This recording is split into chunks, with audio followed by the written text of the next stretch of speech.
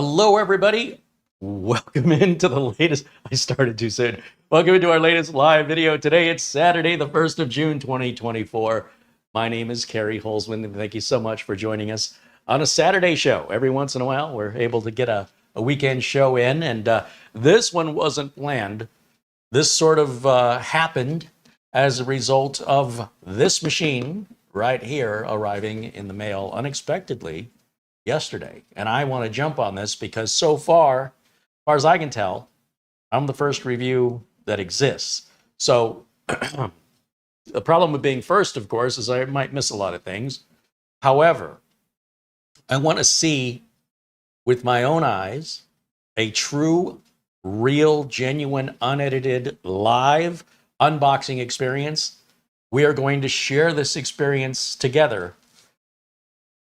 I have not done any preparation work whatsoever with regards to even opening this box and looking inside. We're going to do that, you and I, right now, live and together.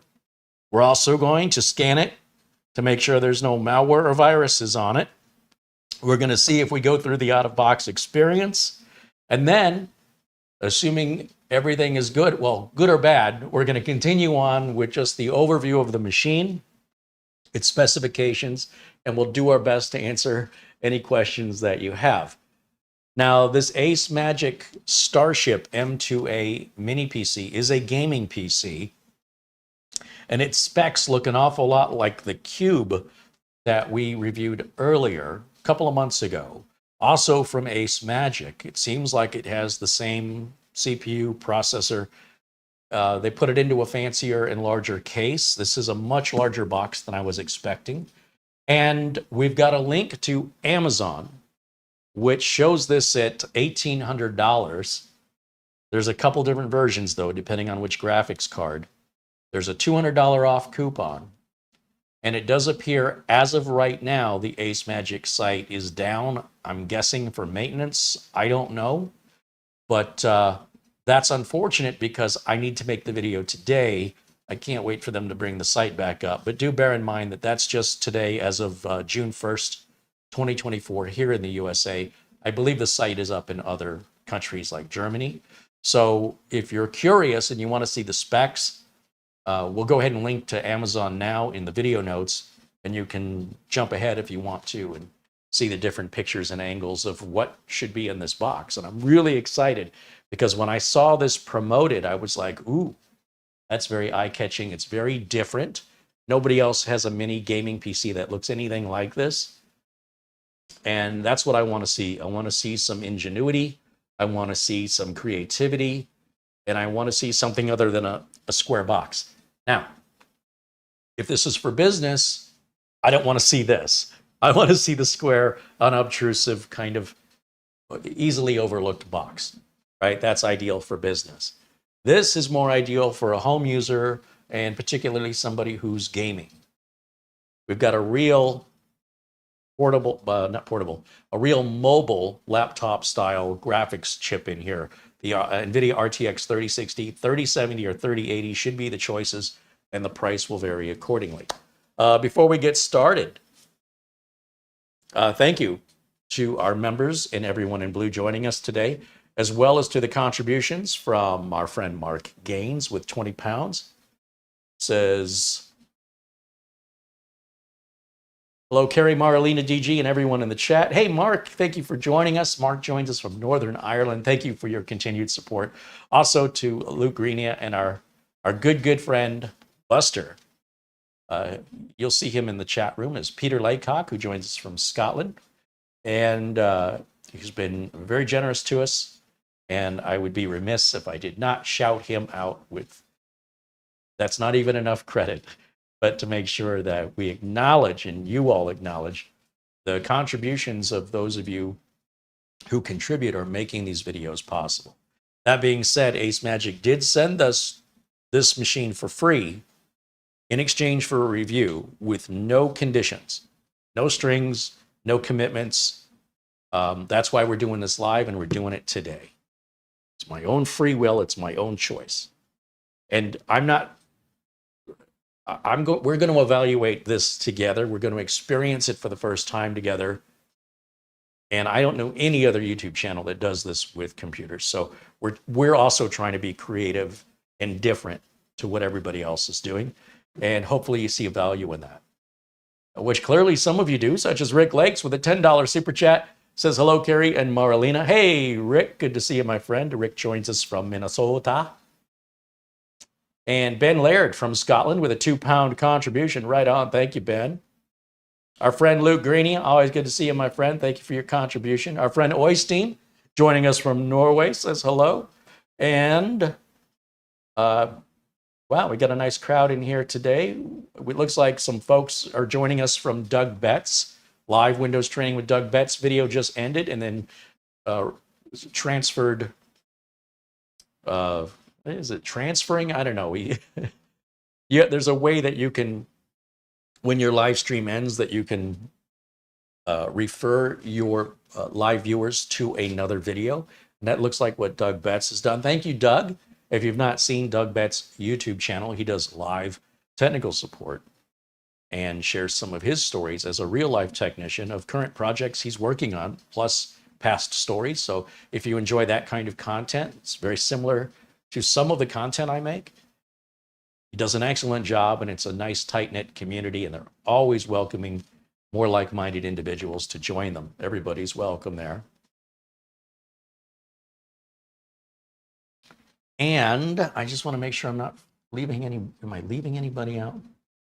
Oh, our friend Tony Wallow, of course, with $1.99 in Super Chat, and also an earlier contribution as well. So great to see Tony. Thank you so much, Tony.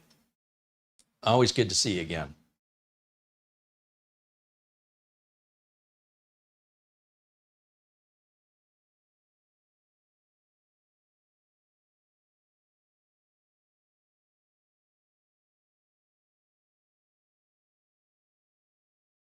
Our friend NetFreak joins us. I failed to shout out his contribution yesterday. My apologies, NetFreak. Some reason my email on my phone didn't update properly, and after the show, when I checked my email on my laptop, I saw a bunch of emails I didn't see on the phone. I don't know how that happened, but I apologize for that oversight. There's Zero Core saying hello, and Jonathan, Alhaj Depej, and Black Watch, Jason Willis. Welcome in, everyone. Now, are we ready to do this? What's in this box? Are we going to like it? Are we going to hate it? Kind of exciting to find out. I hope you're as excited as I am. I'm so happy. I'm so grateful that AceMagic sent this to us, because there's no way I was going to buy it just to make one video one time. I don't have the budget for it. However, couldn't ask for a better scenario. Not only did they send it to us, as far as I can tell, they sent it to us first. So that means a lot to me as well. I am hoping I'm going to be impressed, and I hope you will be too. But that's yet to be determined. If I thought for a minute I wasn't going to like this, I wouldn't bother reviewing it. Just know that right out of the gate. There has been a little controversy that we should address with AceMagic regarding a contractor that they used for their software installs. A company cannot stay in business if they're doing that maliciously. They will not have a business anymore. So AceMagic is trying to rebuild their reputation and correct the issues. Are they corrected? Let's find out. Okay, doing it. The box is opening.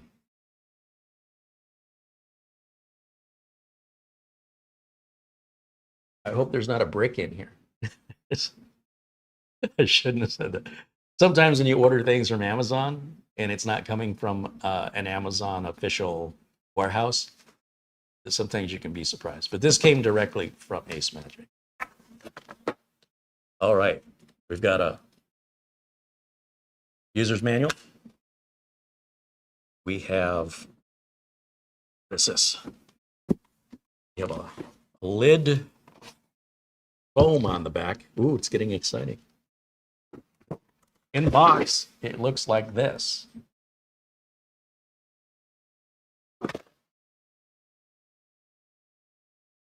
Oh, it's not that big. Okay. All right, let's walk this up close to the camera. Have you ever seen one of these before?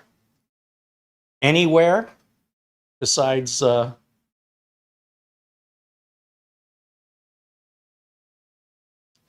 pictures that are online that AceMagic has provided? It's like, is that our power button? It has a little LED projector down here that shines the AceMagic logo on your desk. Remember the Sega Tep, the big UFO-looking spaceship machine? Remember it had that logo that shined down on the desk? Kind of reminiscent of that. We've got a fan in here. Oh, look at all the ports. We've got 6 USB 3s. We've got a barrel-style power connector, 2 LAN jacks, a DisplayPort. I can hold it still. 2 HDMI ports over here. Our 3.5 millimeter audio. We have a USB Type-C that says warning, avoid plugging or unplugging Type-C devices when the computer is off. If it doesn't turn on, try reconnecting the power source. Interesting. We have what appears to be a Kensington lock down here. I don't know what thing is next to that. I don't know what that is. Doesn't have a logo or anything over it. Okay, so both sides. Matthew Burton says, I'm sold. We haven't even turned it on. It does kind of look like a TIE fighter from Star Wars, doesn't it? Mark Gaines is saying, I thought it'd be cool if I had one of my X-Wing models, the toys, X-Wing toys from the 1970s that I used to play with as an 8-year-old, 9-year-old, 10-year-old. But I don't want to worry about any copyright violations. Bottom, let's take a look at the bottom. Again, that's the projector that's going to shine down on the desk. This tells us our specs down here. It looks like 32 gigs of RAM, 1 terabyte storage. It's a Core i9-12900H. This is the RTX 3070 model. It's going to use a 19-volt input, which is very similar to a laptop. Very common, the 19-volt power adapters. Okay, what do you think so far? You ever seen anything like this before?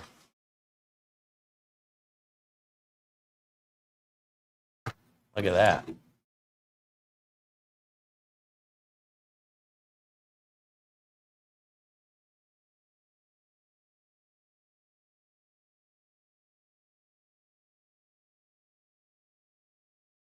I'm just looking in the chat right now. Pitching parts of conversations.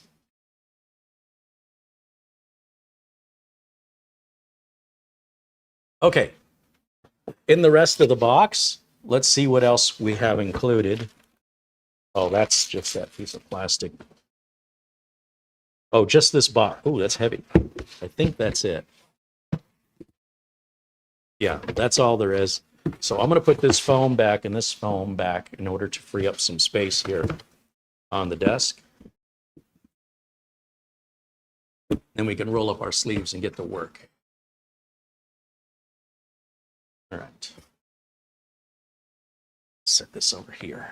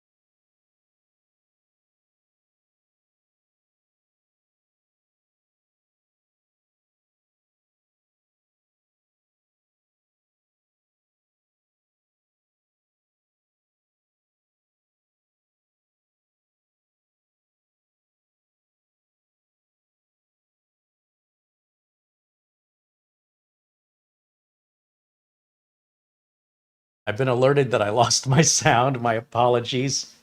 I was talking about the power brick, so I'm not quite sure where I lost sound. I don't know how I lost it, but regardless, we should be good again. And yeah, Mara just called me to tell me. Anyway, thank you, Mara. Lord knows how long I would have gone before I noticed my audio meter not moving. Live video. It's live. Now, the power adapter. I don't like it when companies don't put their name on the power adapter for the thing the power adapter goes to. These power adapters with a barrel connector are so common, but it's just the end that's common, not this part. So if the polarity's backwards, if the voltage is wrong, if you mix these two things up with something else that takes the same, some people think, well, it fits, it must be the right one. Not in the case of barrel power connectors. It couldn't be further from the truth. It's been that way as far back as I can remember. So what I like to do, if there isn't something that identifies the manufacturer of the device it plugs into, I'll get a silver Sharpie or a label maker, right on the power adapter, because if these two things get separated, I want to be absolutely certain I'm plugging the right thing in. The manufacturer's name on the back of this is a completely different company that just makes power supplies, which isn't helpful to me. So just bear that in mind if you have any of these around the house or numerous electronic devices that have a standard barrel connector plug. To avoid that mistake, I would label them, or you can go to the store and you can buy a silver Sharpie if the device is black and just write on it. It doesn't have to be fancy. And that can avoid any potential future issues. Finally, I guess that's it for the accessories. We have an HDMI cable.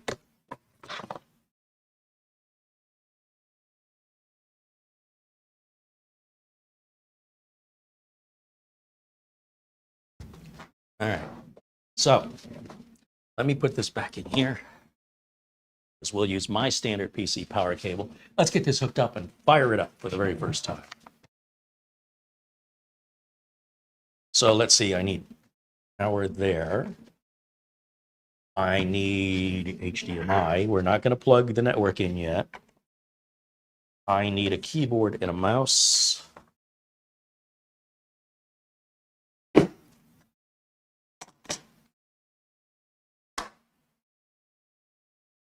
Plug it in the back for now. Actually, typically a keyboard and mouse would plug into the back. Any front USB ports you'd want to use for things you're plugging and unplugging. Does this have any front USB ports? Is this open? Don't know.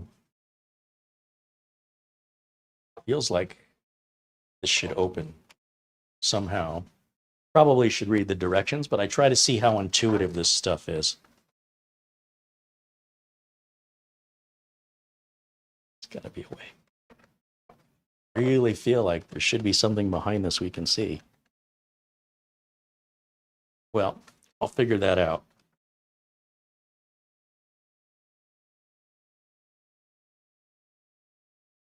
Maybe it doesn't come off. I don't know yet. We'll get there. Power. Let's grab some power. And we'll plug it into the adapter over here, which is unfortunate. It's on this side of the desk, opposite of where I have power. We have a little blue indicator on the power adapter that indicates it's at least getting power. That helps any troubleshooting if you're diagnosing a machine that won't turn on.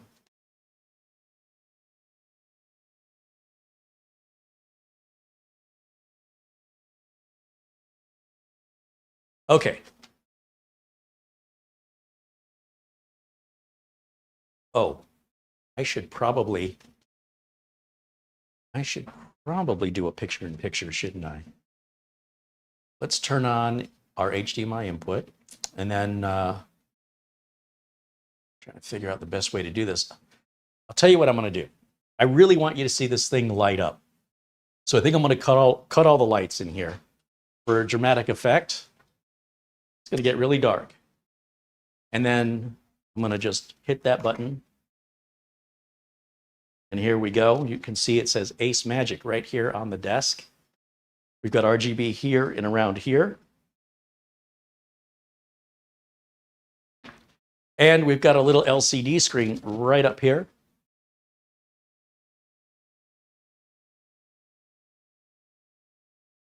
And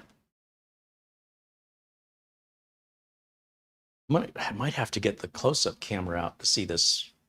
However, while it's doing that, let's see how it's booting. Let me go over to, let me just put myself in a corner so you can keep an eye on it. It appears we're going through a true out-of-box experience here. That's what we want to see. This is exactly the way it's supposed to be. And let's see, English, US, yes. United States, yes. Keyboard, United States, yes. Secondary language on the keyboard, no. Accept the license agreement. We'll create a username. Let's just call it Starship. Enter, no password.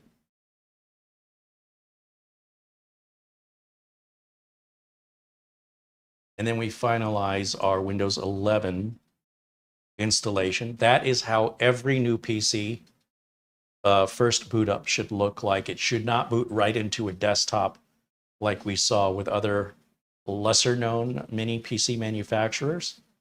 This is a great sign. We're off to a very good start. All right. While we're waiting for that, let me see if I can get a close-up camera running here. I don't know if my batteries are charged on this, so let's find out. Let's see. We'll put that there. Grab up here. Ugh.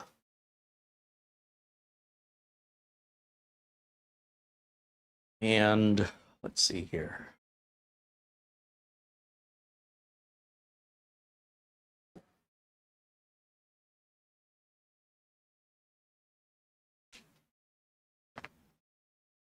See if I get this turned on. Hopefully we've got enough battery in here that we can cover it. And let's see.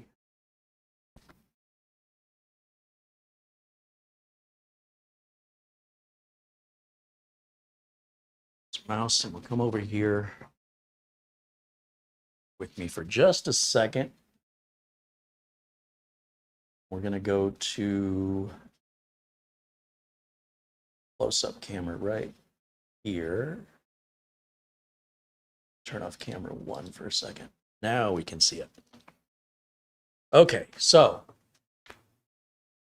you can see we've got this screen right here that we can adjust different information to be displayed. It's not a touch screen or anything like that. There's the logo shining down on the desk. Oh, and there goes. So the problem with these Sony cameras, just bear with me for a second, is the battery drains even when the cameras are off. And so because it's been a while since we used it, it has died on me. So hang in there for just 1 second, and I will get some power to this camera manually so that we're not relying on the battery. This is going to be easier said than done. Hang in there, guys. Can't tell which USB cable, if that's a Type-C or a micro. It's been a while since I've used this camera. Hang on just a second. Give me just a minute. We're going to fix this right quick. I think it's a micro. Yeah, that's what it is. Okay, we're going to try this again. Should have plugged this in last night. I didn't think about it, but we should be back up and running, and I apologize for that disruption. Okay, anyway, so that's the logo shining on the desk. That's our front screen. Here's our RGB along the sides, our RGB along the top. We've got some labels up here.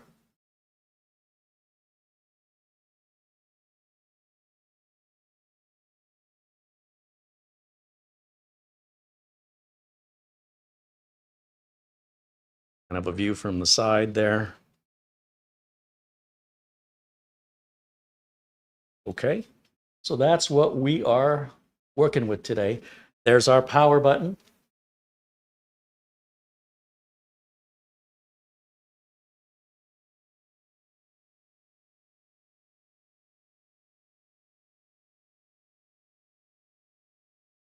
Does. All right, so let's explore some more. Let me go back over to camera one. Actually, no, let's go to let's go back to our Windows desktop. That way nobody gets too much motion sickness with that. And then I will set this camera down and let it charge up in case we need it again. It'll be ready next time. All right. Now, I don't know what version of Windows this has. I don't know how out of date it might be. I think the very first thing we should probably do is, well, first of all, we're going to plug in the network so we can give it internet access. Let's do that first. And then let's grab, without doing anything to the machine, just fresh out of the box, let's grab Malwarebytes and let's do a full scan. So let's see, what do I want to do? Here. And here I am. That up.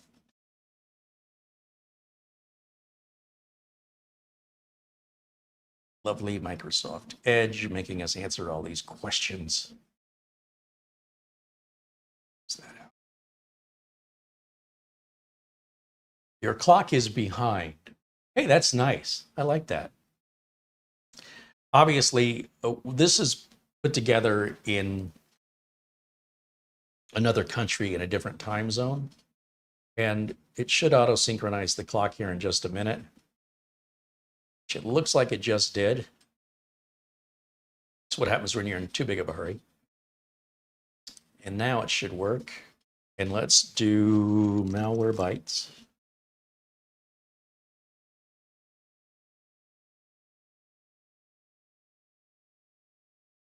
It's my free down. Go back.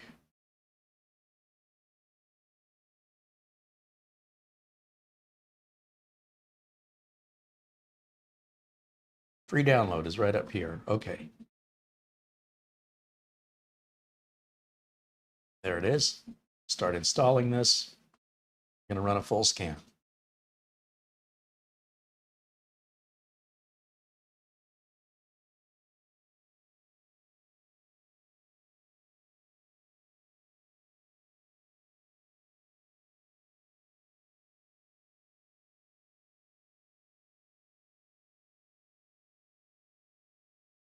Paul Connolly says it reminds him of a Netgear router case.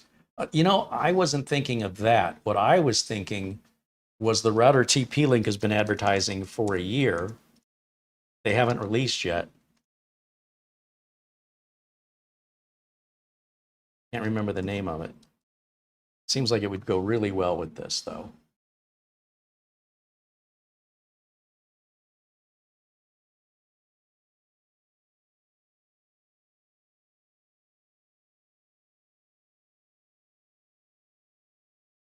And it's been coming soon now for over a year. We've yet to see it.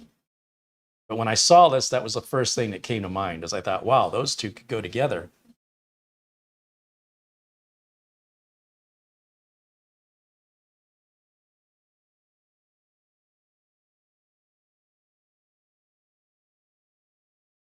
But all right, let's go back to Malwarebytes. Still installing. Oh, I just finished downloading. Okay.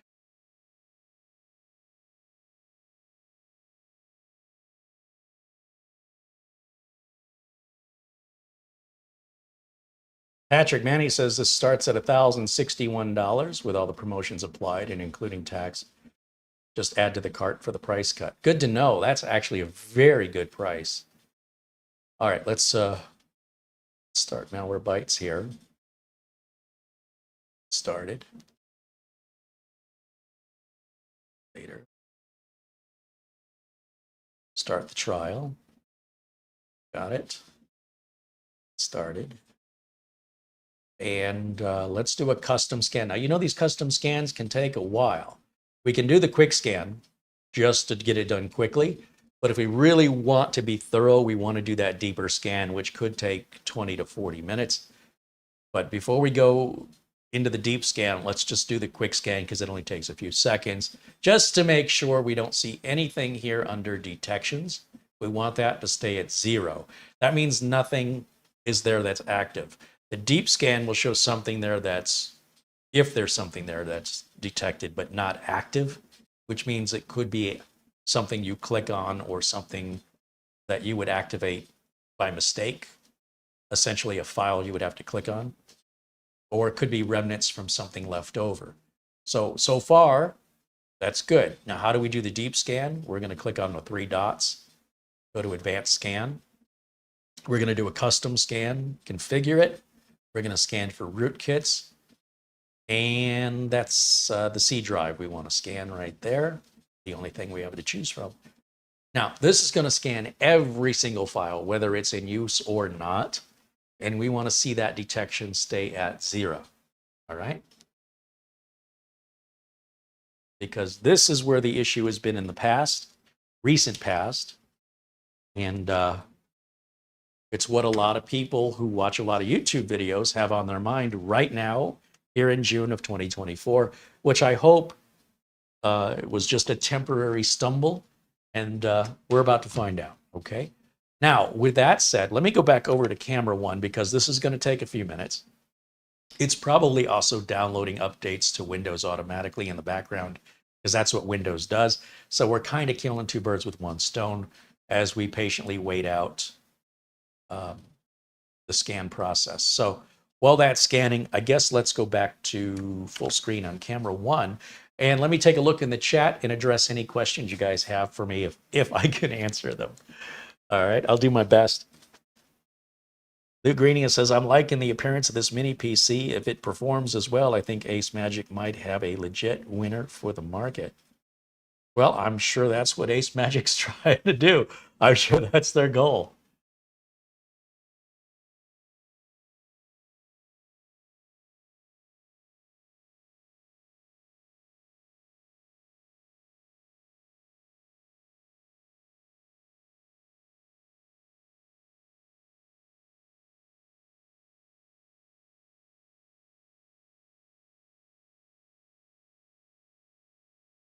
Is it Bluetooth capable? Yes, so Ray Gallagher's asking that in the chat.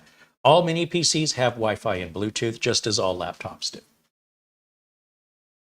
El Hedge says that is a huge power supply. It is, but you're almost pulling out an equivalent of desktop power out of this thing.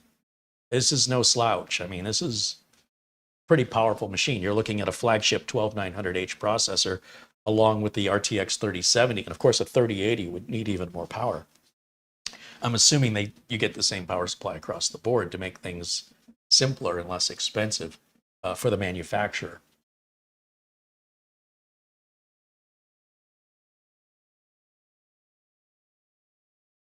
Yeah, 19 volts, I think close to 16 amps is what that can deliver up to.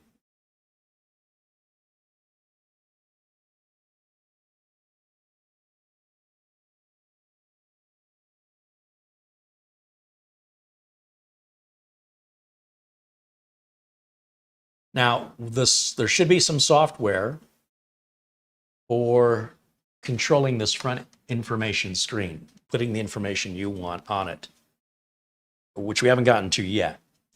And I wanted to quickly look in this little manual here because I'm curious if that front panel opens in any way or if that's a cover that's not meant to be removed. I can't really tell yet.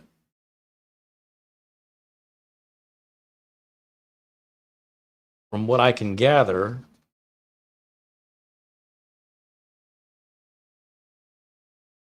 all the ports are in the back.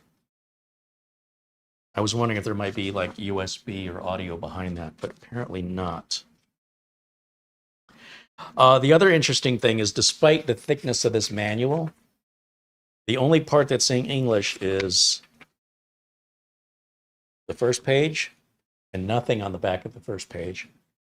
The second page which is disclaimer and cautions, fine print. The third and fourth page, which is a diagram of the unit explaining what all the ports are and what's included in the box.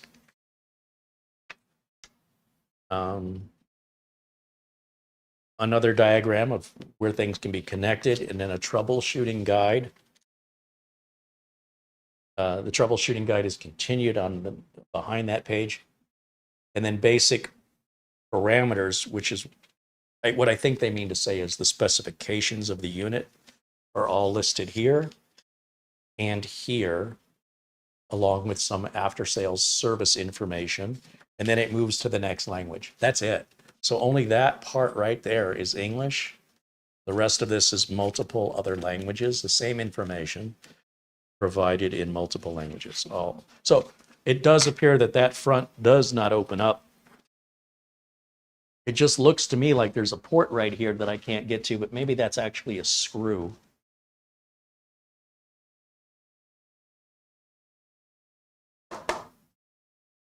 Yeah. This is an interesting piece. I wonder what that does. If that lights up, is it just there for looks? I guess it's just there for looks. These new experiences are so fun for me to go through this discovery and not have spoilers, you know? For me, anyway. This is fun. Thomas MacT, now a member for 21 months. He says, I cannot live chat. Sure looks to me like you're live chatting. That's weird. Let me see. No, you look fine over here. Try a normal chat message and what happens? Or it may be a browser setting.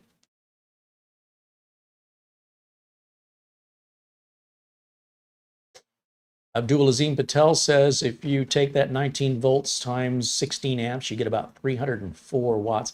It's a little less than 16. I think it's 15.93 or something. So we're probably at 300 watts would be my guess. That's maximum. Odalian says, love from Romania. Right on. Well, thank you. I love it that we have viewers from all over the world. That just tickles me every time.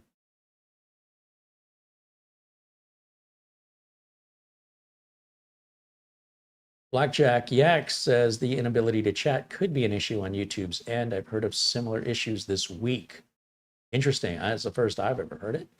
But I would definitely try a different browser just to check, just for the sake of experimentation.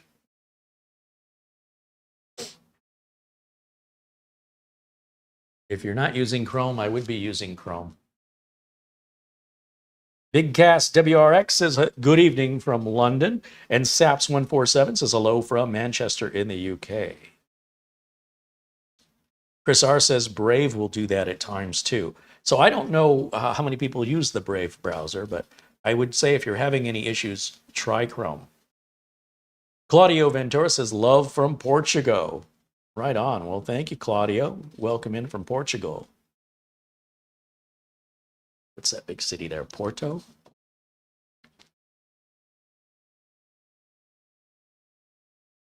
Paul M says that would be interesting to take to a LAN party. Where am I? Oh, I don't have the right screen up. I'm trying to figure out why I can't see myself.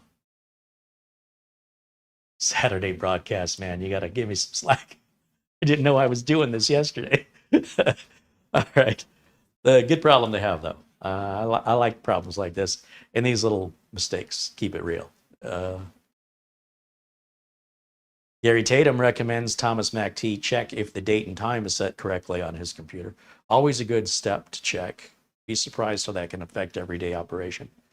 Aaron Werner says hello from Jacksonville, Florida. Claudio says, yes, I am from Porto, Portugal. Oh, right on. My ancestry on my mother's side is very Portuguese. And I was going to say I have a friend that lives in Sao Paulo, Brazil, which isn't Portugal, but they speak Portuguese there. So she's fluent, 4 different languages. friend I grew up with in Detroit moved there and lives there now. Anyway, let's see. Morton 1210 joins us and says hello. Welcome in, Morton. Let me check how we're doing over here. I know the scan's going to take a while, but let's see how our progress is looking. Detections says 0. That's what I want to see. Remember, this is all real, live. It's happening live. There's no prep. There's no rehearsal. And this is the first time I've ever seen it in my life. Same as it's likely the first time you've ever seen it in your life. It is the closest thing to a virtual reality experience I can give you. And again, I don't know any other YouTube channel that does it this way. It does make the videos longer. However, that's life, right? Life is not a commercial. So many people get so accustomed to watching commercials. When they see a longer video, they're like, why isn't this a commercial? Why isn't this 20 minutes long or less?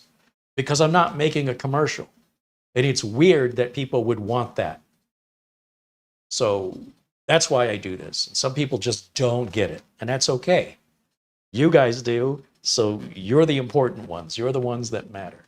And I'm sure there will be other reviews of this coming soon. That'll be the commercials those people want to see.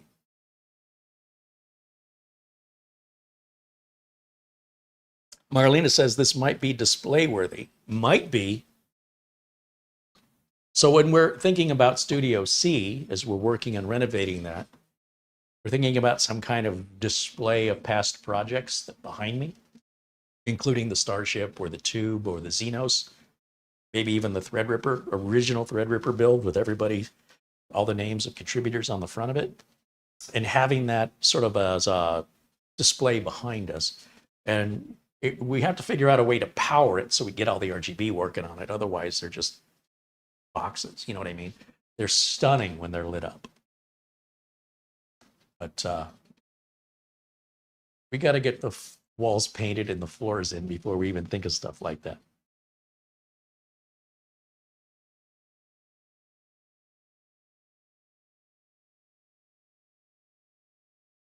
Zero Course says, some of us are just the opposite. I refuse to watch TV because I hate commercials so much. Yeah, but the problem here on YouTube is we have a lot of content creators that are creating commercials. They claim to be reviews, but they're paid to do the review. You can't be paid to do a review. You're either doing a review or you're doing an ad. It's one or the other. So if you're getting paid, that's not, I'm sorry, that immediately takes it off the table as a review. You're already biased. You already have something to risk. In other words, you risk losing money or future money from that company if they're paying you. They're not paying you to give them a bad review. Would you pay somebody to give you a bad review? So if you want a true, honest review, the best thing you can do is go buy the product yourself, but it gets really expensive. The second best thing is for a company to send a product without any conditions. A lot of times companies that want to send products for review, they want some control of it. And that suggests to me they don't trust me. We're right out of the gate, not doing well. So when a company like AceMagic or Minis Forum, when these companies, and those just naming a couple, when they send us a product to review, we are never, ever paid for it. Not ever. Never have been, never will be. I just saw my LEDs go out on the back of my Ethernet port here. Let me see what's going on.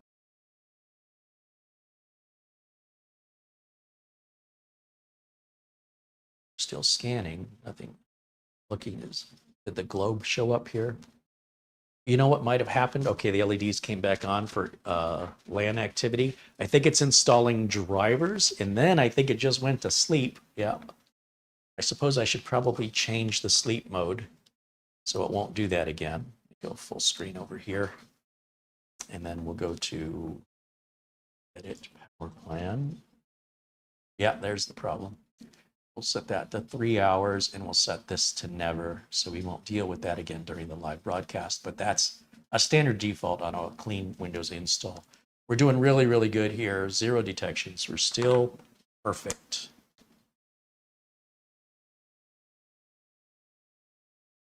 Okay, back over to camera 1 and back over to your comments and questions, your thoughts. Love to hear them. Camper says, I look sleep deprived. I need to sleep more. Yeah, well, you know, it's called adulting. We're not here for a fashion show, and I'm not modeling. Please don't allow my looks to affect the review. If you really want your focus and attention on this, it's not about me. But yes, things are very busy right now, but it'll all be worth it when we're done. So stick with us. The sooner we get it done, the sooner we can relax and take a deep breath. Until then, I'm probably going to look a little stressed out for a little while. That's okay, though. We are making progress. Every day, we're further along than they were the day before.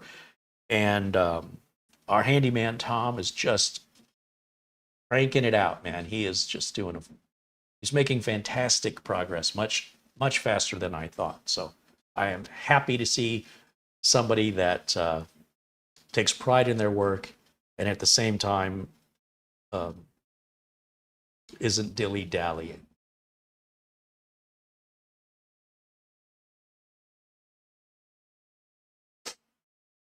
Cypress wants to know what I think about the Windows 24 H2 update, which will screen record everything you do. Well, we don't know that the final update will contain that, but you can turn it off. It's not like you have to have that turned on. So it's just a matter of what you think about it. It doesn't matter what I think about it.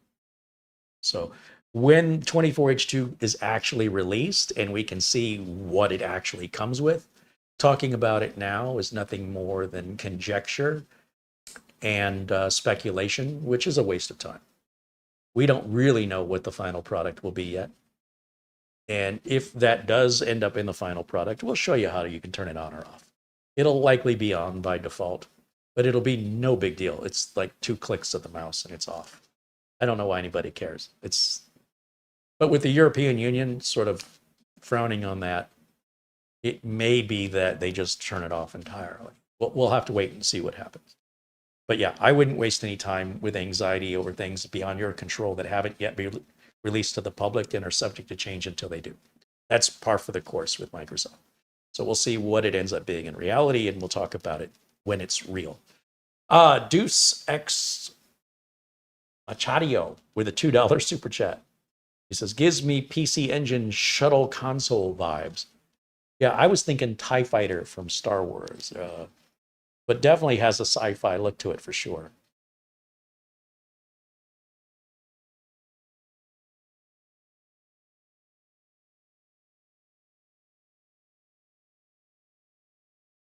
Kind of curious about something.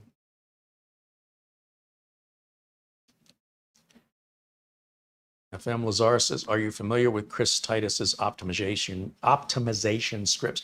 I am, and I don't recommend them. When you start customizing a PC like that, you're handicapping yourself, or at least I would be as a computer technician. Understand that in my real life profession, I work on customers' computers. They are not customized with that script in any way. And if they were, I would charge my customers more because it would make any diagnostic much, much more difficult. So it's very important to me to provide support to my customers equally at the same price with the same level of service and quality by everybody staying the same. The minute you start customizing things and changing things, the price and the amount of time go hand in hand that I have to spend to figure out what the heck is going on with your computer. So if you want to play with toys like that, that is a great thing for you to do at home. In a business, that will get you fired. So there is a very big difference between enthusiasts and professionals. And there are certain things professionals won't touch with a 10-foot pole that home users couldn't live without. I see it as creating a crutch for yourself, and I don't recommend it unless you just like to toy. If your computer's a toy, play. If your computer is a tool, don't play. You know, if you break your tool, there could be serious consequences. If you break your toy, well, you know, you may not like it, but the consequences are very different. I think Chris Titus, he's a very smart guy. I admire the quality of work that he does. I have no qualms in that regard. But if you're asking me my opinion on any optimization tool in a professional environment where you're dealing with hundreds or thousands of computers that could vary in how they are configured, it can make any level of support almost impossible to do in a timely manner without having to hire other people to help you. And then everything goes up in price and everything takes longer. That's why I don't use it. Oystein, Oystein from Norway contributes 100 Norwegian krona. That's NOK is the type of currency. He says, I appreciate your honest review. Well, thank you. Well, we certainly appreciate having you here.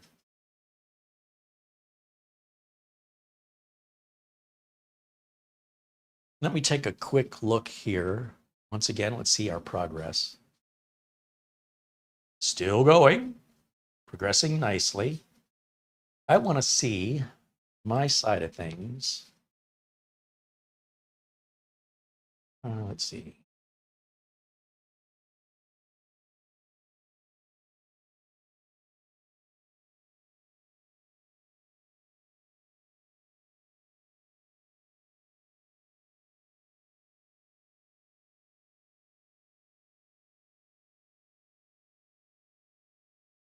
How would I do this? Let me see.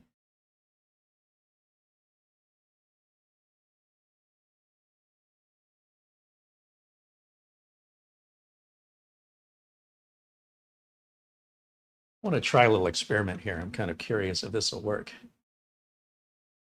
I have no idea if it'll look good or not, but since we're sort of biding our time here, let me see. Let's see.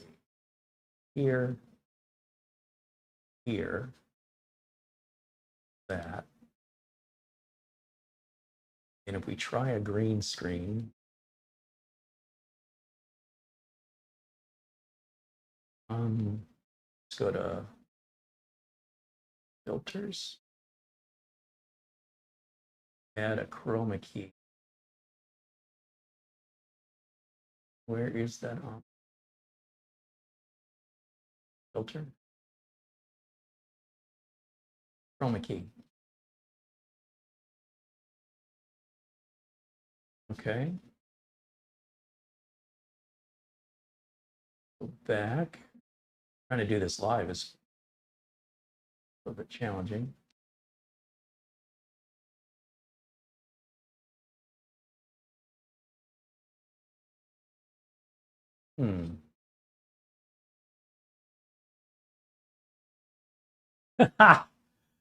All right.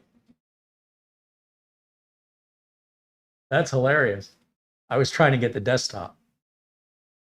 Let me see. How can I get the desktop? Camera one. Window capture on top of it.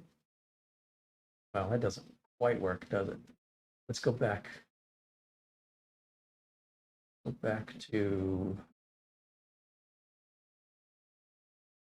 yeah, let's go back to,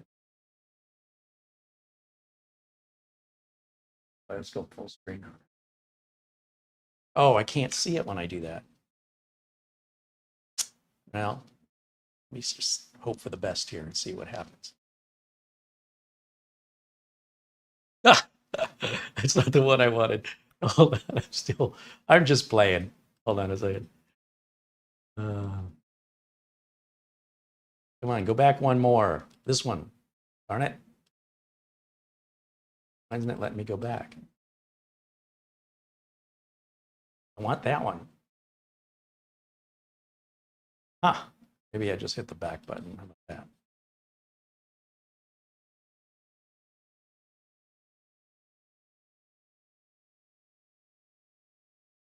Well, if I wasn't in the shot, that would be a lot better. Well, and I've already missed it. That's why they do editing, folks. But that's how it's done live. Yeah.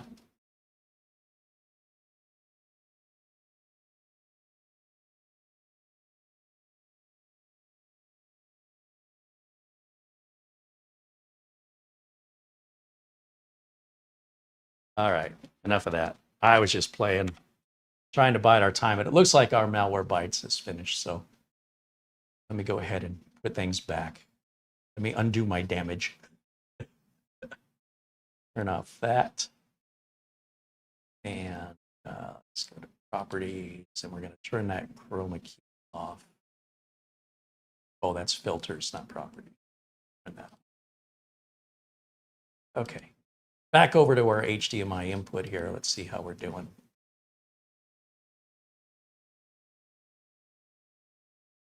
Oh, we are still scanning. Okay. So again, these scans can take about 40 minutes to do a full scan on a clean computer, right? That's before you've installed a bunch of software on it. So if you want to check your own PC out and do that full scan, do know that it's normal for that to take no less than 40 minutes and upwards of 2 or 3 hours, depending on how many files you have, how big your storage is, how fast it is, and how fast your computer is. But you can minimize it and use the computer as normal. You don't have to just sit and stare at it. Computers are great at multitasking, so just know that that's an option for you. I suspect this program right over here is probably what controls our screen. Yes. So here's how we can change the front LED screen on the front of this unit. Kind of like that one. We'll hit OK there.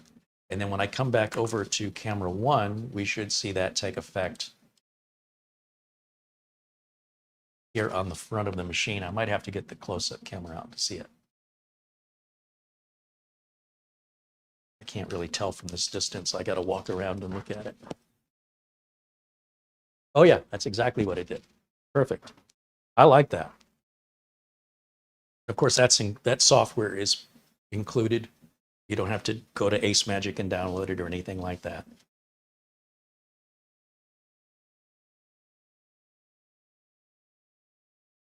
Peter VZ says hello. Is the SSD or RAM upgradable? That's what Cypress wants to know. That's a good question. We're going to get to that here once I can shut it down. I don't know how this opens up. I imagine it should be, yes. You should be able to upgrade the RAM and the solid state drive.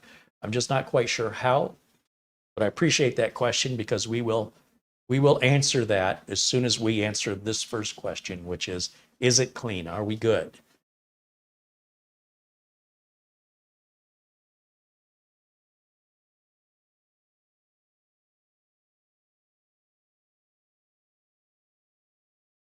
Lawn Dog says Battlestar Galactica.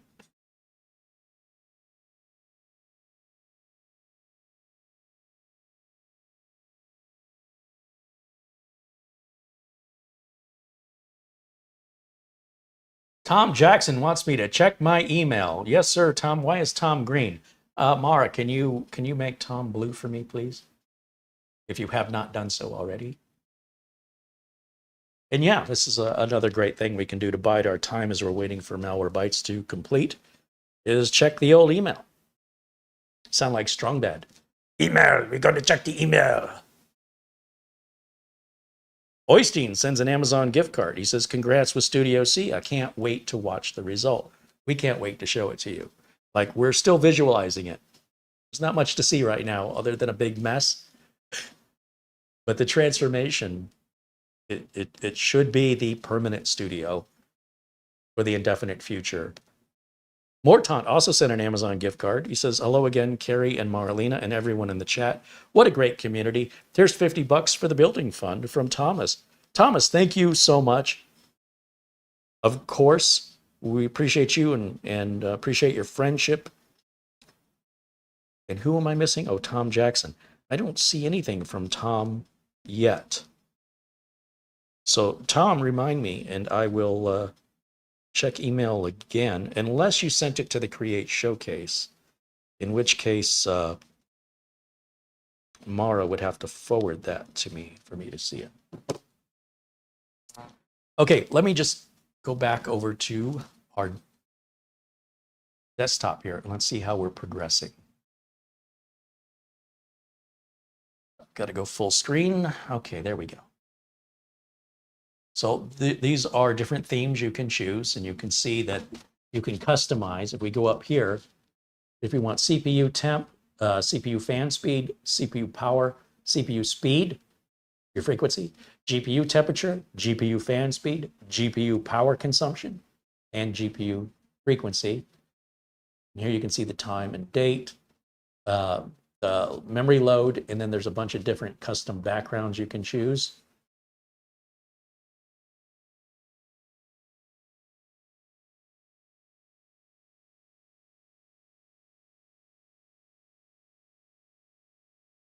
So if we went with this one and we said edit, I think we can, oh, I see.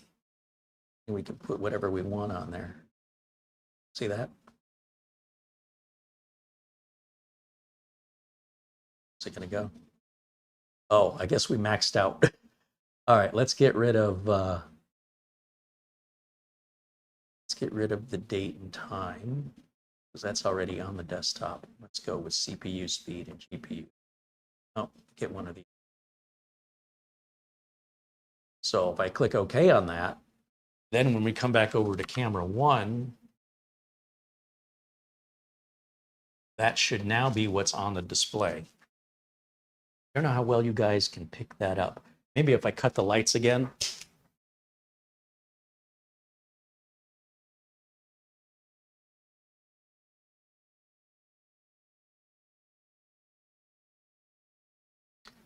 I kind of like the defaults they have, though. Like that one I had previously set. Personally, I like better. I like the color in it. Let me put that back the way it was.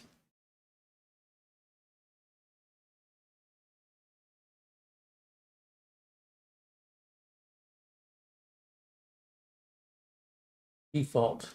Oh, I got to use the right mouse, Carrie. We'll go over to default. We'll click OK, and then that should change it back to this display here. There we go.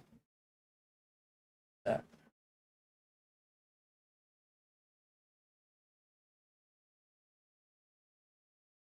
So we want to minimize. Okay, very good. Malware still scanning. Yep. Again, probably another 10 minutes of this. So once again, I'm just going to stall here and see what's going on in the chat. This is a good time for us to talk to each other.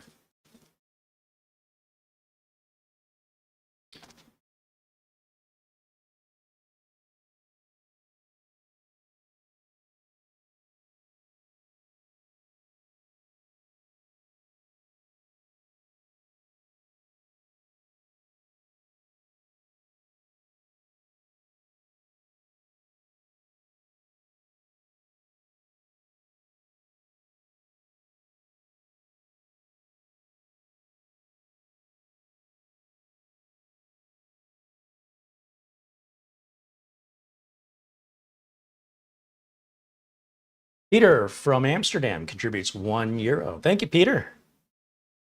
Dazzle555 says, hey, Carrie, UK here. Welcome in. Cheers, my friend. Jit says, that's an awesome machine, and it's customizable, too. There's definitely nothing like it. And sometimes manufacturers of cars and other products, perfume and alcohol, will give you a crappy product in a fancy package. But this looks like a fancy package with a fancy product. And considering the price range of something like this, with all the discounts, seems like a no-brainer to me. But, you know, to each their own. We all have our own priorities and budgets. But the exclusivity of something like this, you know, the likelihood of somebody seeing something like this in real life is pretty low. So if you want something different from everybody else, there's a good chance nobody in your inner circle will have even seen this before. It's quite an attention grabber. Ben says he cannot see it listed on Amazon UK. It will be available direct from AceMagic. Like I said, they may be doing some maintenance to the site. Gary wants to know if it has fans on both sides and do they blow in one direction. It has 4 fans. It has a CPU fan, a GPU fan that are inside, and it's got a fan each on these wings. Now, do those fans blow in or out? A very easy way to tell would be to just take a piece of paper and see if the paper blows away or gets sucked in. And it looks like they're blowing out. However, the fans are not turning very fast right now, and I don't know that they ever will. So I don't know how loud or how much air they can move maximum. Maybe the fan's actually down. I'm feeling down here. I thought it has a fan here and here. And I think it has a fan here and here, or at least the airflow. You can definitely see that paper bend back, right? That's the fan blowing that at the very bottom. Yeah, it's definitely blowing out. These fans down here, you can feel if there are fans up in these wings, which I think they are, I can't feel much coming out of there. So I can't be certain. But there are 4 fans, I do know that.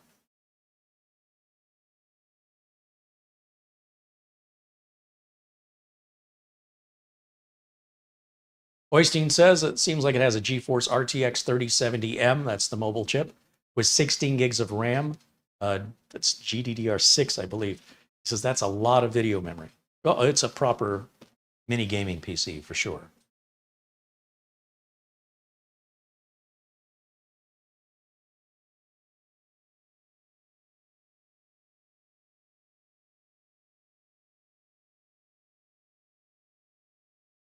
Alex Kaufman joining us says hello.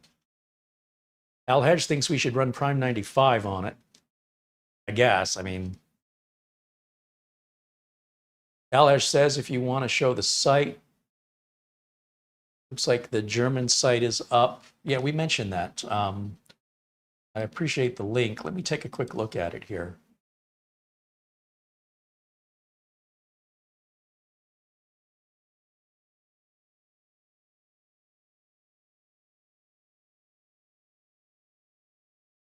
Perfect. Yeah, let's show that. Let me go to my window capture.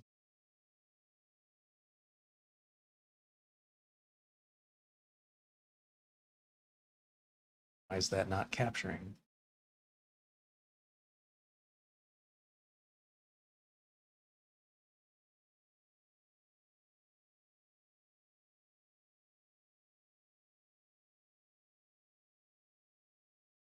Oh, they've got the wrong name on here.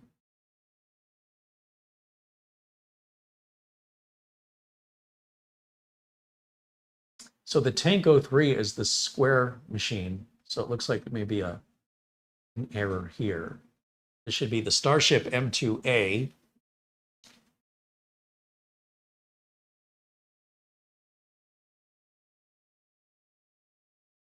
We should be able to see specifications and fan information. The world's first AAA title sci-fi games mini PC.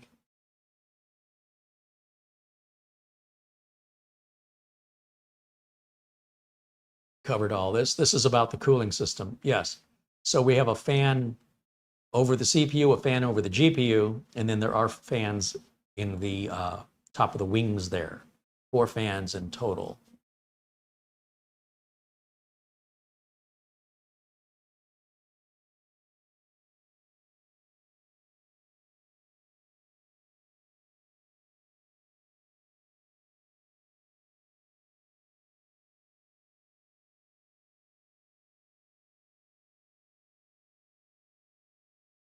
A little bit more on the cooling here.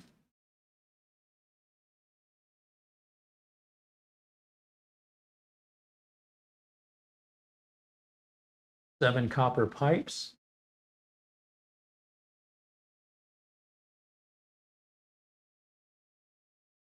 A little more on that front display.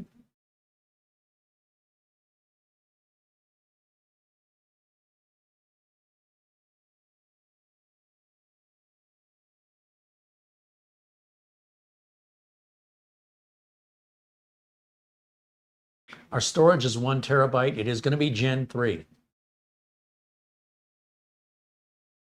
All of our ports, there's a USB Type-C, it's USB 4. You get one of those. You get Generation 1 USB 3.2. You get 3 of those, and then 3 Gen 2 USB 3.2s. Those are both Type A. You get a what appears to be, this is a little confusing. It says 2.5 gig RJ45. It says gigabit Ethernet port times 2. But there's not 3, because 2 gigabit ports and a 2.5 gigabit port would be 3.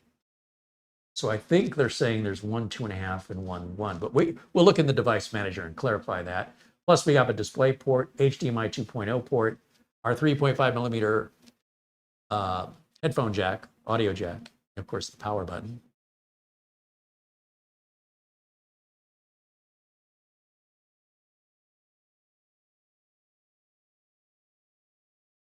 Oh, this is very interesting. So they're apparently going through a double check before they ship the machines now with semantic and antivirus.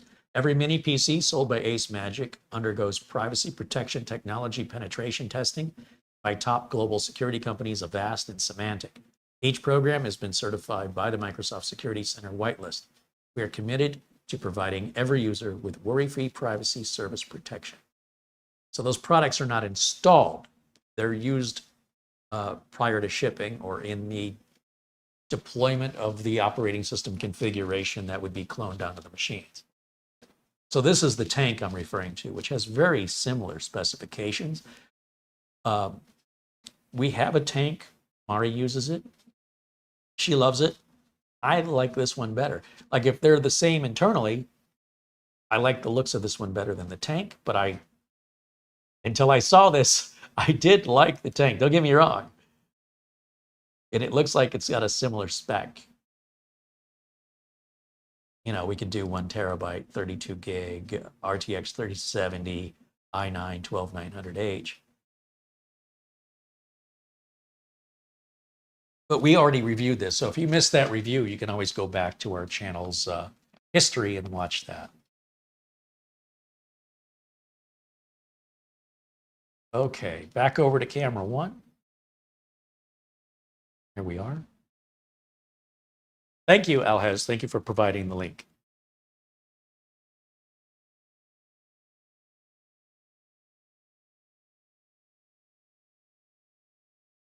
Stealth mode says I want one now. Paul says fans are in the fins. Yes.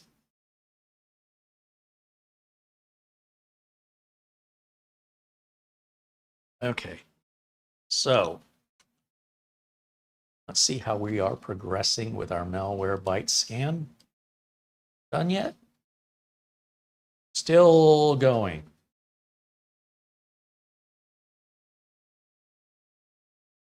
$42. I can't imagine it's going to go much longer. But this is a pro and a con of doing a live video, is these scans take real time. If you want to do this on your own machine, you can download the Malwarebytes trial for free. You can do the full scan just as I'm doing, and you can have a better expectation of how long you should expect this process rather than an edited video, which is very deceptive to reality. And that's important to me. Well, we're here. I can see this looks like the RGB software here. And that's so you can control the RGB colors, right? The other software was for controlling the LCD screen on the front of the unit. And this software, if that projector light shining down on your desk bothers you, you can turn that off. We can turn off the RGB if that bothers you. We can set it to rainbow. We can set it, which is where it was at, by the way. We can send it to breathing mode, where the light fades in a solid color, fades out, and then fades in a different color, fades out, and repeats that through cycling colors. Then there's just natural color cycle, which doesn't have the fade out. It's just a solid RGB light that changes colors without any sort of motion. Um, or you can turn RGB off altogether if you don't want to see that, and you can turn the projector off altogether. So if you're kind of curious what that might look like as I'm playing with it, let's see if we can figure this out here. As you can see, I've got the RGB turned off.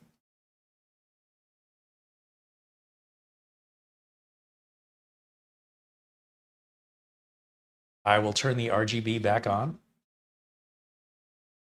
This is rainbow mode.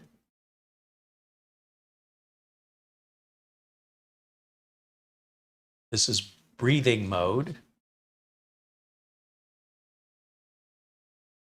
This is called color cycle.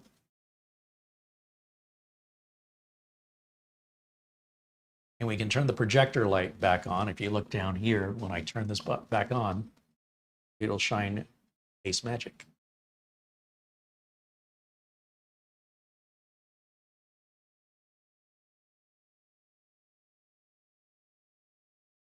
Did I just close Malwarebytes? One of the things about doing these live is, mistakes that could have me start over. But no, it's still running, so we're okay.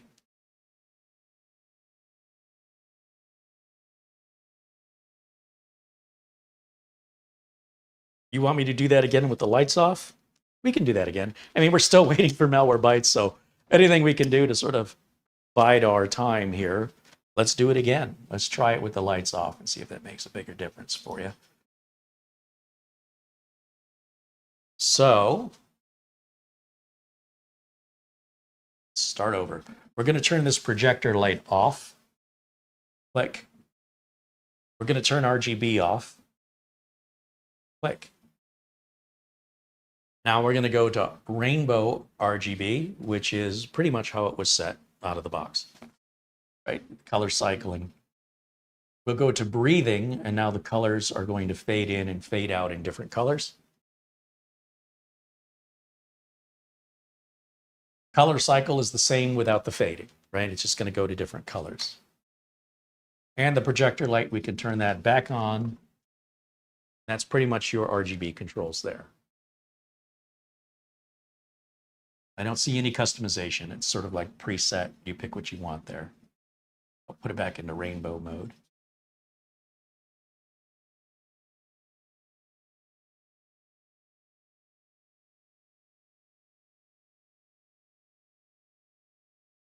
Is that better?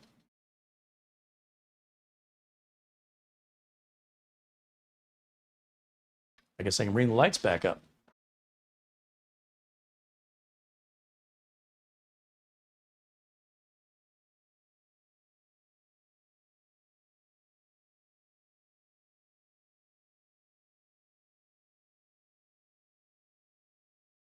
Grown up men playing with lights, says Doman 2000. Yeah, you'd be surprised what a time waster that can be. You think, oh, I'll adjust this in 30 seconds. And 2 hours later, you're still like, do I like this better than that?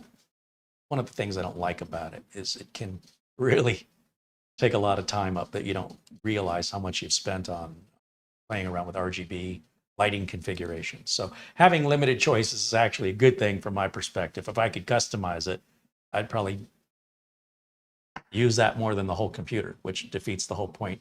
Then you just go buy a lamp and be done with it.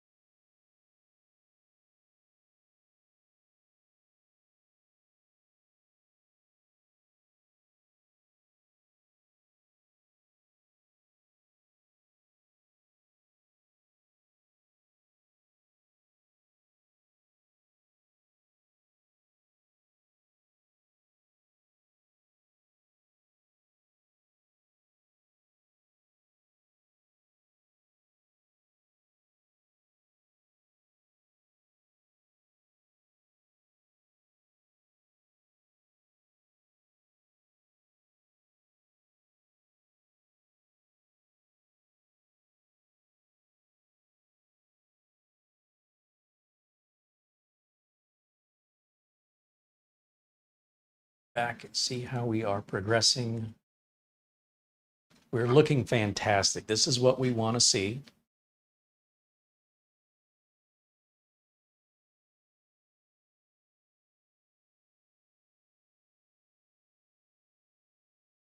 On a clean install, you're probably looking somewhere around 250,000 files, about 250,000 files normally. So we're getting very close to the end here.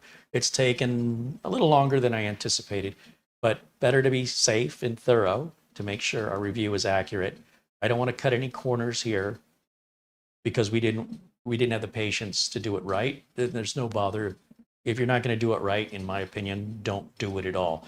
While we're waiting, however, let's take a look at that device manager. I'm kind of curious about the Wi-Fi and the networking ports on this. So under network adapters, I see we have a Realtek Wi-Fi 6 with Bluetooth and two Realtek 2.5 gig controllers. So they're not gigabit controllers, they're 2.5. Both of them are the same.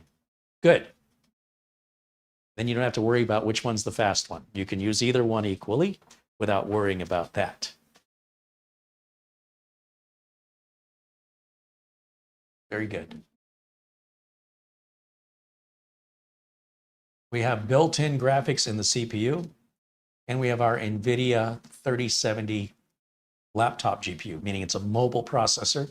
The mobile GPUs are different from the desktop CPUs in that they're much smaller. They don't perform the same. The same is true with the CPUs. Intel laptop processors or mobile processors are what are used on many PCs. That's normal. The desktop processors are much larger. They use more power. They get hotter. So these are similar in number, but performance is different because they are lower power, lower heat, and physically smaller. But impressive nonetheless.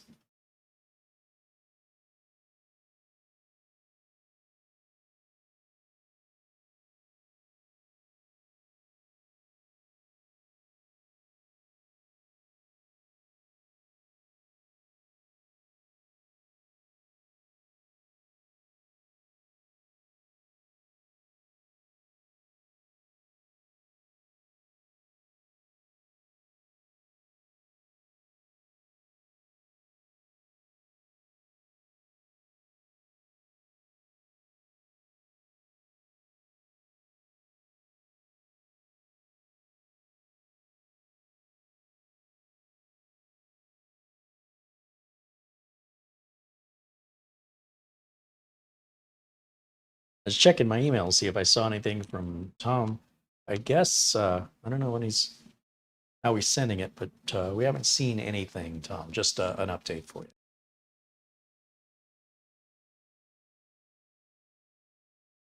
Lawn Dog said that thing must be quiet. You're not saying anything. I was checking the phone here, but yeah, it is very quiet. I just hear my air conditioner running. All right, let's go back over to camera one anyway, because that's not too exciting to look at. It's nearly done.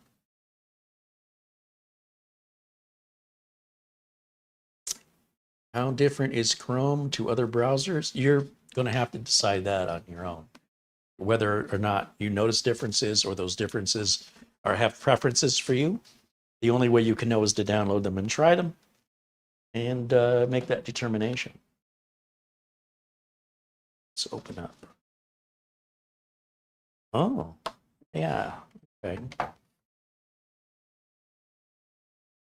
Okay.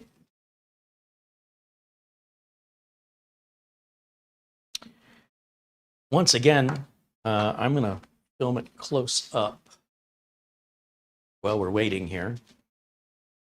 So let me get the close-up camera back and grab my video controller.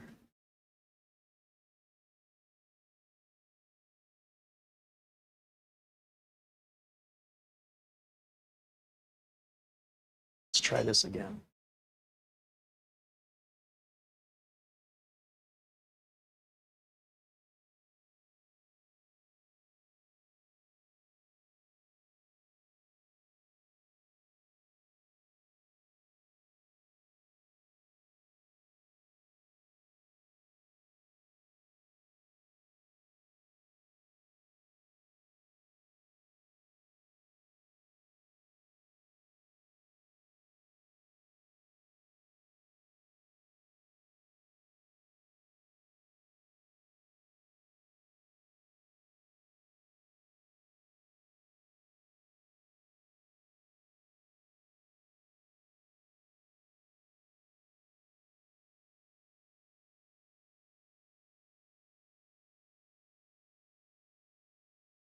There, it's getting all artistic for you.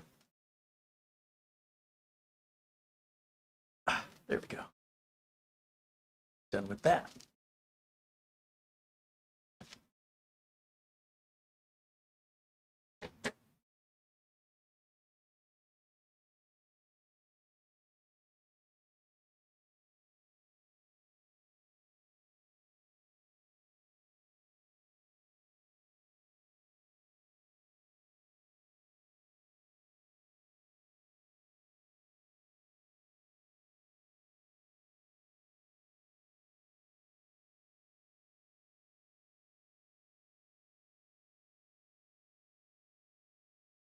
Mortant said, I sent you an Amazon gift card.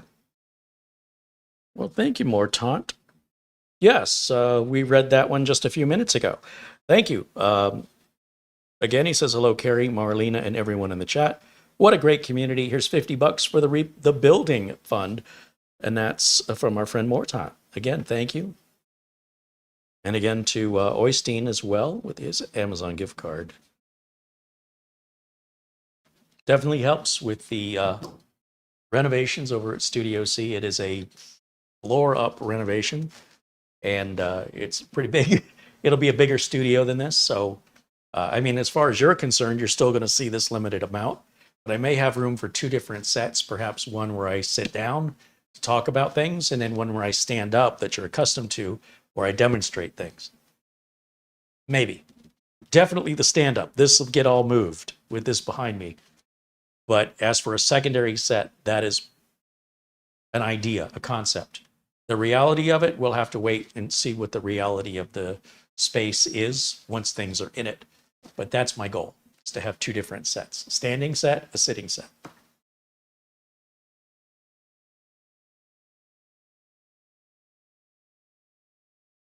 Kevin Williams says, hello from my home state of Michigan. That's where I'm from originally. Detroit.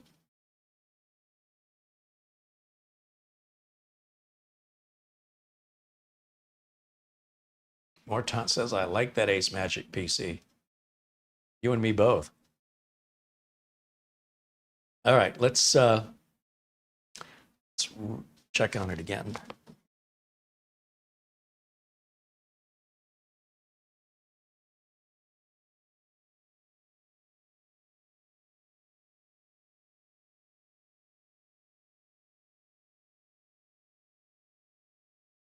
Wow, well, we've exceeded 250,000 files, but we're still looking at 0 detections. That's a bit surprising it's going that far, but it is what it is, and we want to definitely be thorough on this. So it'll take what it takes. Doing stuff like this offline is more convenient for the viewer, but then how can you really know what you're seeing is real and hasn't been manipulated in editing? That's why it takes longer to do it this way, but that's how we know it's real, because it's live and we don't have control over the outcome. In editing, we can control the outcome. How would you know if we did or not? If we said we didn't, how would you know we were telling you the truth? So in this way, there can be no doubt, and we know everything is real.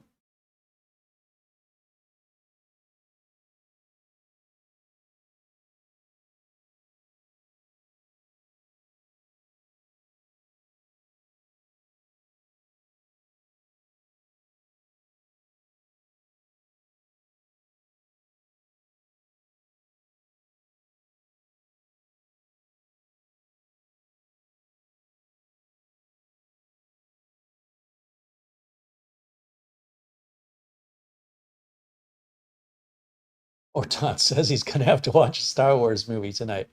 I don't see any problem with that.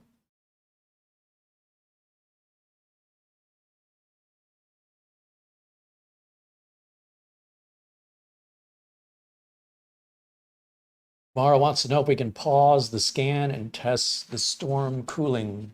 I don't want to do that because I want to complete one thing before I move on to a second thing. And the reason is if we do have any detections, which I don't think we're going to, but I want to be sure, it sort of invalidates anything else we do. So we want to make sure we understand the foundation upon which we're testing on is solid. And, you know, going through the out-of-box experience is proper. Everything so far has been exactly as it should be, as if I configured it myself. And I want to see that scan complete, and then we can move on with regards to the, you know, if we do Prime 95, we want to test some cooling. If we want to do Cinebench, if we want to see how it comes apart. When I looked underneath of it, there are 4 rubber plugs on a panel on the right and 4 rubber plugs on a panel on the left. So we will uncover those plugs. I'm guessing they're screws. You take those screws off, and that should give us access to RAM and storage. Should. I'm making a complete guess based on my experience with computers and engineering, but maybe I'm wrong. And again, we're keeping this all live. So this video may run a little long. Instead of a normal 2-hour video, we may be at a halfway point here at 90 minutes. We may have yet another 90 minutes ahead of us. The good news is for anybody watching the video after this airs live, is they can scrub through the video as they see fit. Of course, they won't know what we're talking about that they skip past. They won't know what they're missing if they're just basing it on what they see. We answer a lot of questions, and we do talk about some things during what may be a boring period on the screen that people will scrub past, but that's their loss. They're going to miss that information. But it's a way to get through a live video that you know is genuine and authentic at that length, and just go through the parts you're interested in if that's what you want to do. I like leaving it up to the viewer to decide. That's how I prefer it.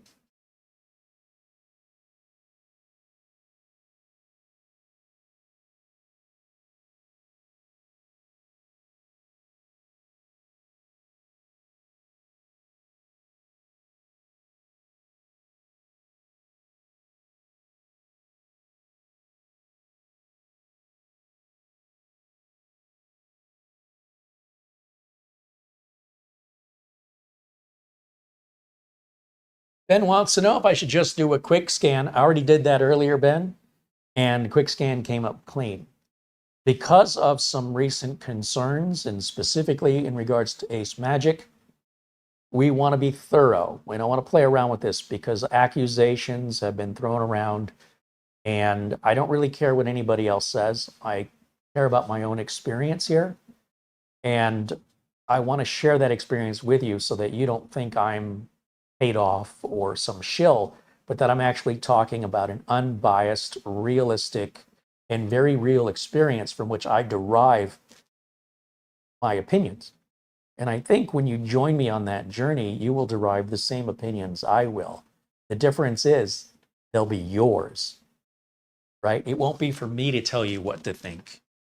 And I believe you're probably going to come to the same conclusions I come to when you share the experience that led me to the conclusion. I think it's going to lead you to the same conclusion as well. What you find from other content creators is they've done everything offline, they've scripted, and they've got an agenda, right? There's an agenda, generally speaking, that they want to get across to their viewers. And we don't really know how they got there. We're just kind of taking their word for it. And it might be all legit, or it might not be. How do we know that they're not paid from a competitor, right? So in this way, this gives us each an opportunity from which to derive our own opinions from the exact same experience that's happening live as though you were right here with me. And I don't know how you can get any more genuine than that with current technology. And that's why I do it this way. Larry Fairchild just became a supporter of the channel. Right on. Thank you, Larry. Steve Dodd says, please chapterize the video. Oh, yeah. Well, Google does that automatically in time, but perhaps Mara might do that if she has time for it. Again, with so much going on, I'm not quite sure people really understand how much time it takes to chapterize. Well, we're also trying to renovate Studio C, tear down Studio B, and I'm helping customers in my real life business. There's so much going on right now that type of YouTube administration is not a high priority on my list, especially for a free video. However, if that opportunity exists and if Mara wants to do it, she's certainly welcome to, but Google will auto-chapterize this I don't know how long it takes, but it does happen automatically. David Graham contributes $5. He says, I'm updating the mini PC that he's got.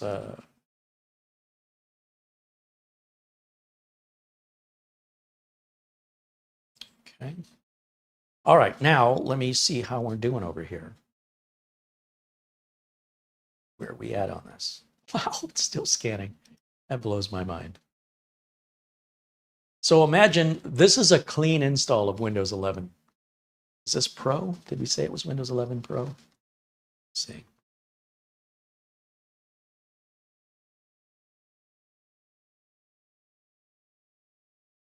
Windows 11 Home is on this. Windows 11 Home. But it is 23H2. I like to see that. I see some brand new machines coming in with 22H2, which really bugs me because 23H2 has been out for almost a year now. But just think that this is all Windows, man.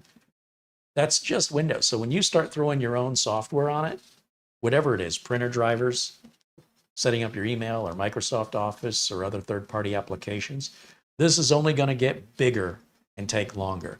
That's why I want to do it out of the box, because if anything happens after that, I'll know it's because of me. I'll know who to blame.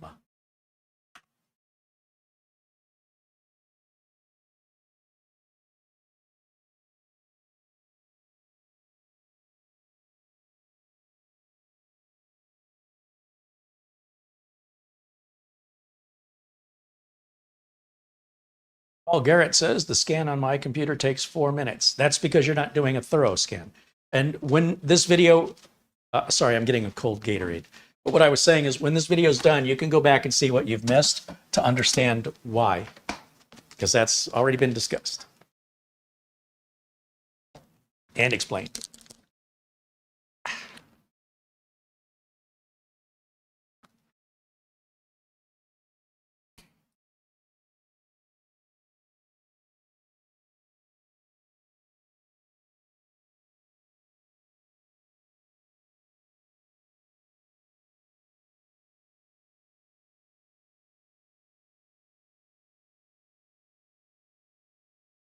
See if we go to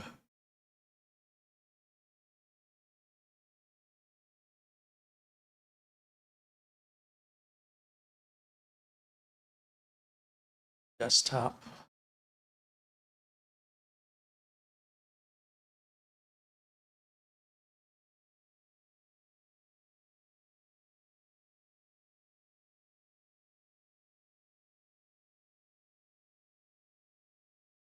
Wow.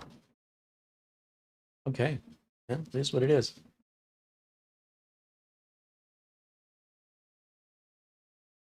If you like content like this and you'd like to see more of content like this, be sure you hit that like button, that thumbs up button, and be sure and subscribe to the channel as well by hitting the subscribe button and turn on the bell notification to turn on being alerted through your email or how you choose whenever we post new content or go live.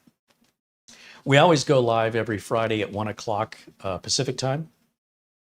We go live for members only. That's different from a subscriber. Members are folks who support the channel. They help keep us sponsor free. And they have videos just for them. So much smaller turnout, a less chaotic chat room, less formal. Not that this is all that formal, but this is even more informal. And those videos are never made public. They are for members only. If you decide to join membership, not only are you supporting the channel, but then there are special benefits to being a member that you'll just have to be a member to see. And you get more access to me, because it can be a little crazy in the public videos trying to give everybody attention individually. Much easier in that more intimate environment, the less formal environment of the members only broadcast. And then any other day of the week, I just broadcast as time permits. But you can count on every Monday at 1 o'clock for members, every Friday at 1 o'clock for the public, and anywhere I have time in between. I have plenty of content to make. I just don't have a lot of time right now with everything going on. So I appreciate your understanding in that. Now, David's asking a question that needs to be sent privately in email. Please, David. I don't mind answering your questions, but that needs to be handled privately because we have 400 other people watching, and your question is specific to something between you and I. So I appreciate your consideration in that. And then after the show, when I have some time, I will reply to you. Thank you. Now, what else do we see in the chat? Arnold wants to know how Jimmy's doing at Studio A. He's doing well. Very good. Thank you for asking.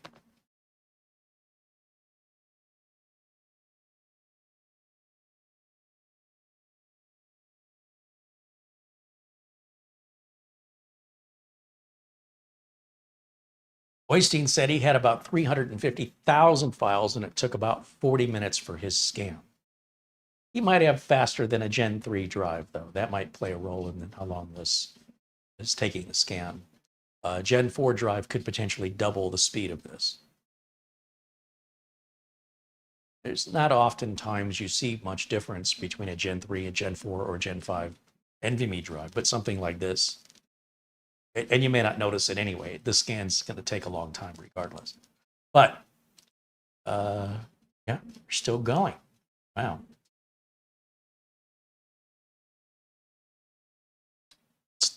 No one can say I'm not thorough. You can say other things. You can't say that.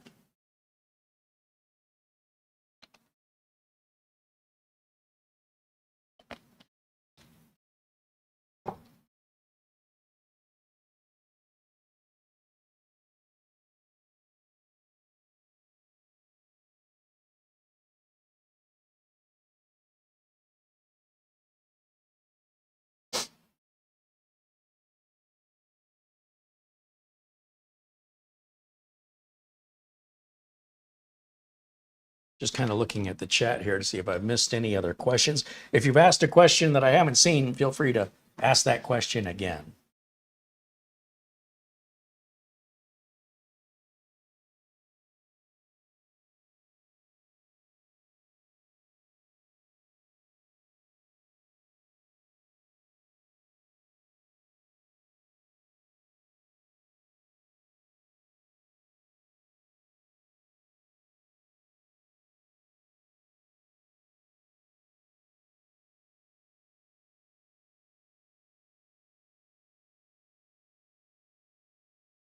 Not seeing anything.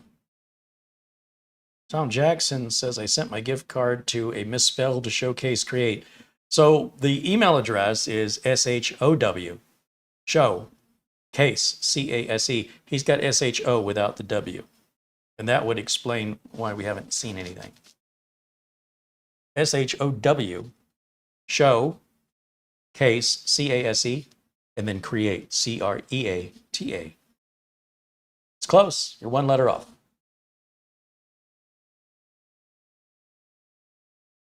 Thankfully, Amazon allows you to go in there and make those corrections. So it shouldn't be a big deal to make that change. Let's see if I go back over to this. Let me guess. It's still scanning. Well, you know, the important part is that we're getting 0 detections.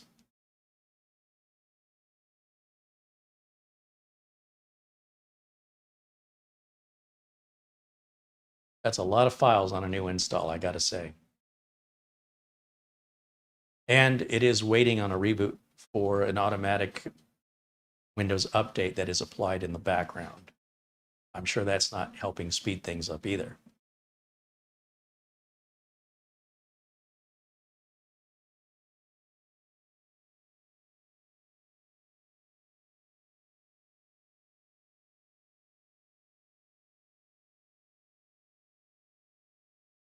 Paul Garrett wants to know, is 970 gigabytes on a 1 terabyte NVMe drive bad?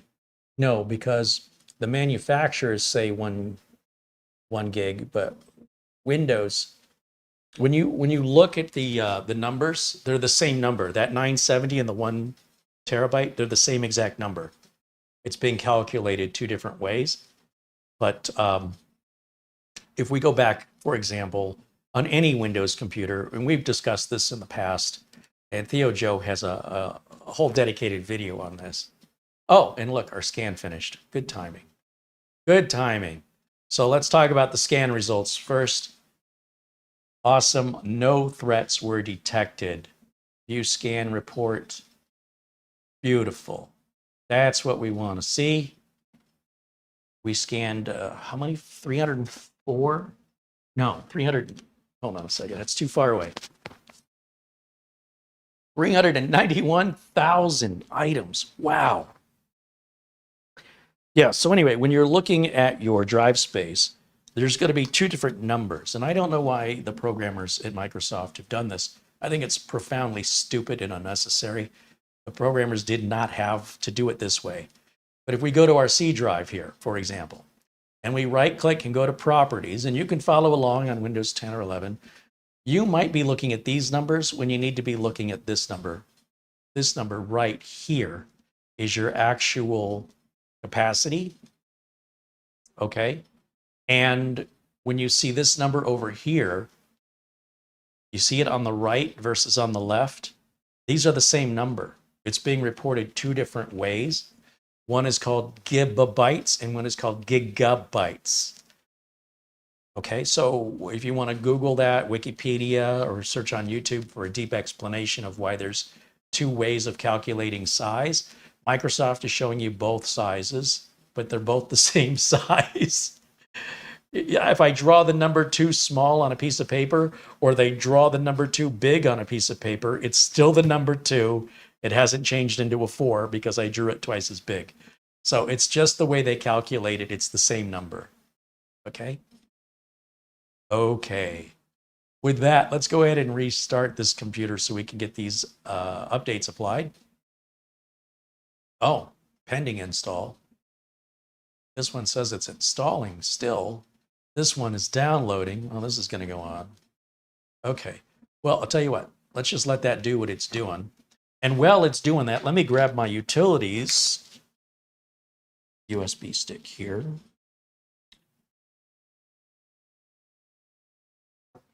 And let's grab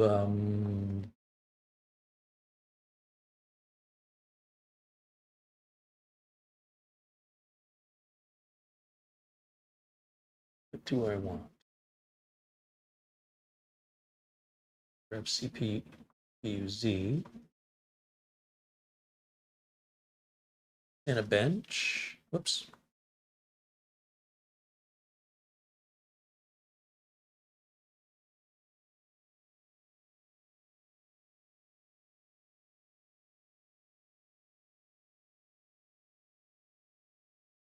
Mark. Hardware info.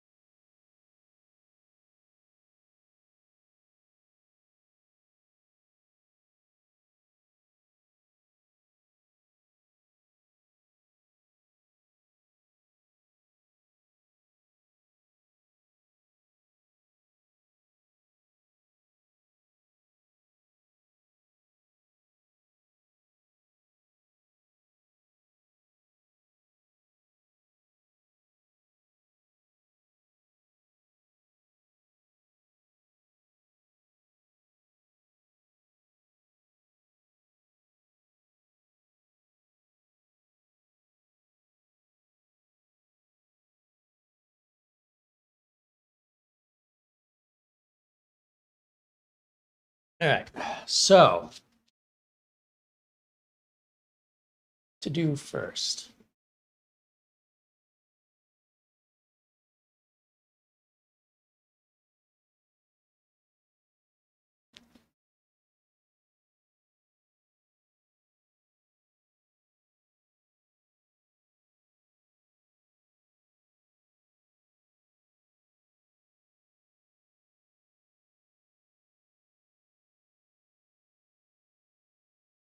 I don't know if this will install, but let's see what happens.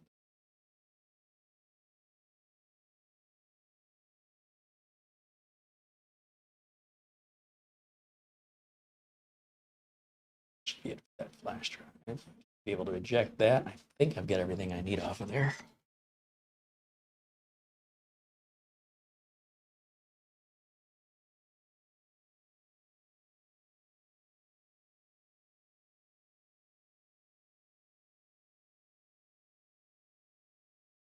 David Graham contributes $2, and then again another $2 in super chat saying thank you. Thank you, David. Okay. Next. Install. I don't know if this is going to work, but I want to try it and see what happens.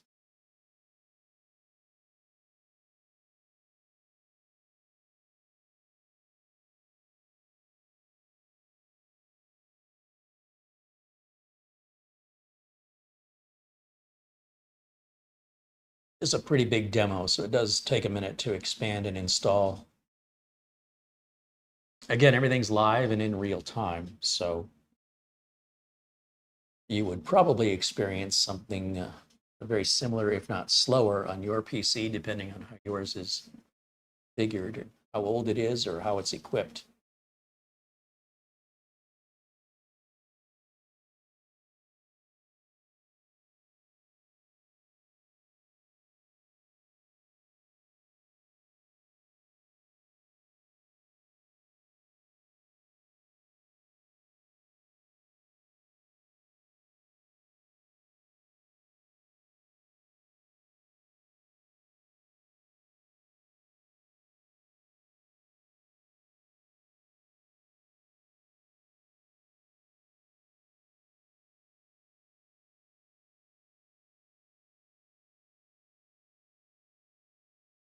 Jose Lopez contributes $2. He says, hey, Carrie, sorry I'm late. Well, we're glad you joined us, Jose. Thank you for supporting the channel, my friend.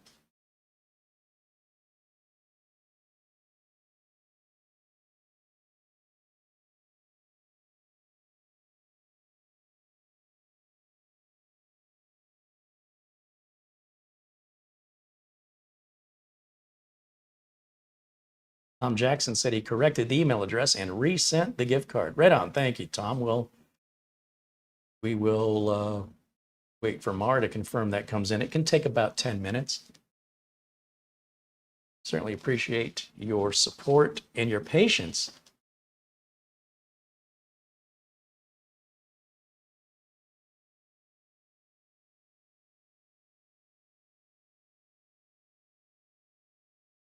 Oystein says, Atomic Heart Tech Demo. What's that? Well, hopefully I will show you.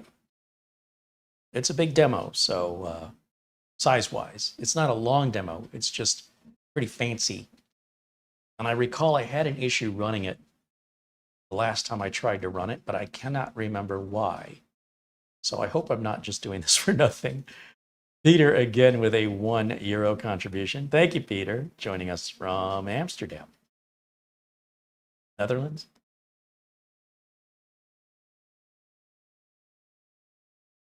Trevor wants to know if we can do a speed test on the C drive. Yes, we are going to do that. That's why I copied Crystal Disk Mark over to it.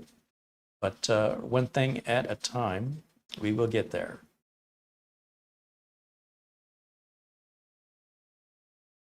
Remember, it is downloading and installing updates in the background. I think you guys are forgetting that. And that's definitely going to have an impact on performance. That's why a lot of times I prefer to do the malware scan and the updates before the video goes live. So those are the things that take the longest time. And then we evaluate it, because it's really not fair to evaluate a computer that isn't fully updated or maybe updating in the background, and that will have an impact on your performance.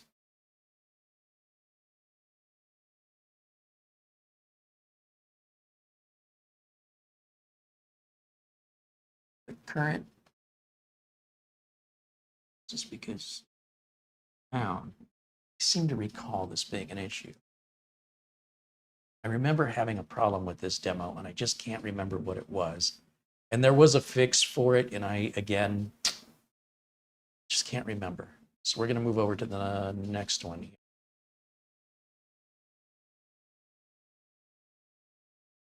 I don't know if it's a .NET framework you need to have or some prerequisite I can't remember. But in order to just keep this video moving, we'll move on to the next one here.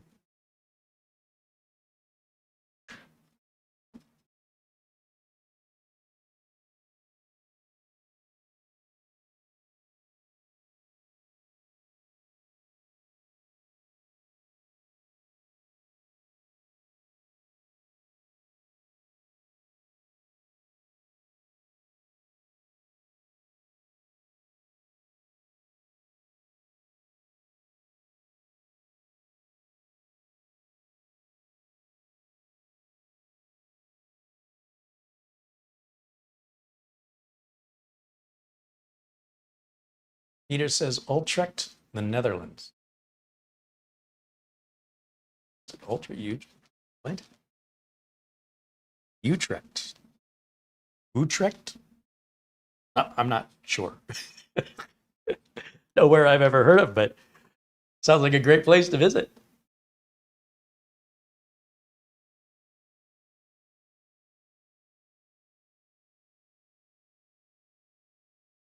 I have not heard the fans on this thing at all so far. It is whisper quiet, so I don't know that we've really pushed it yet.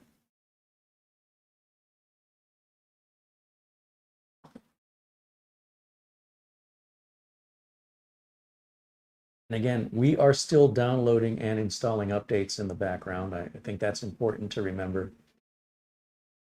And it is installed an update that it wants to restart.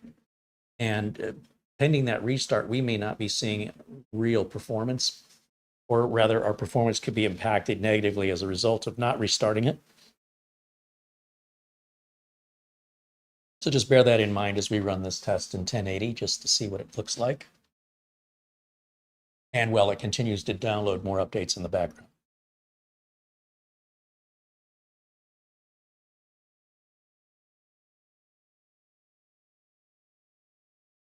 We may also have a newer Nvidia driver to install, which we've not checked yet.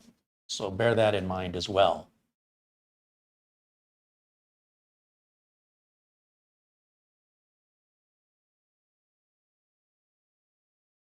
Elko says it's a beautiful city, Carrie. Recommend visiting it if you're ever in the Netherlands. Oh, well, it's have to be put on the bucket list for sure. Peter says you're welcome always, Uncle Carrie. If you visit the Netherlands, let me know. Do I need to do one of those Conan O'Brien Must Go specials where I surprise viewers by showing up in their country and knocking on their door? Who are you and why are you here? I'm calling the police. I can see it now. Well, I mean, at 1080p, this demo is nothing. I mean, this machine's not even working, for crying out loud. Look at that. That's like butter. And again, I don't get any fan noise here. Look at the frames per second up there in the top right. Holy cow. That's pretty darn impressive.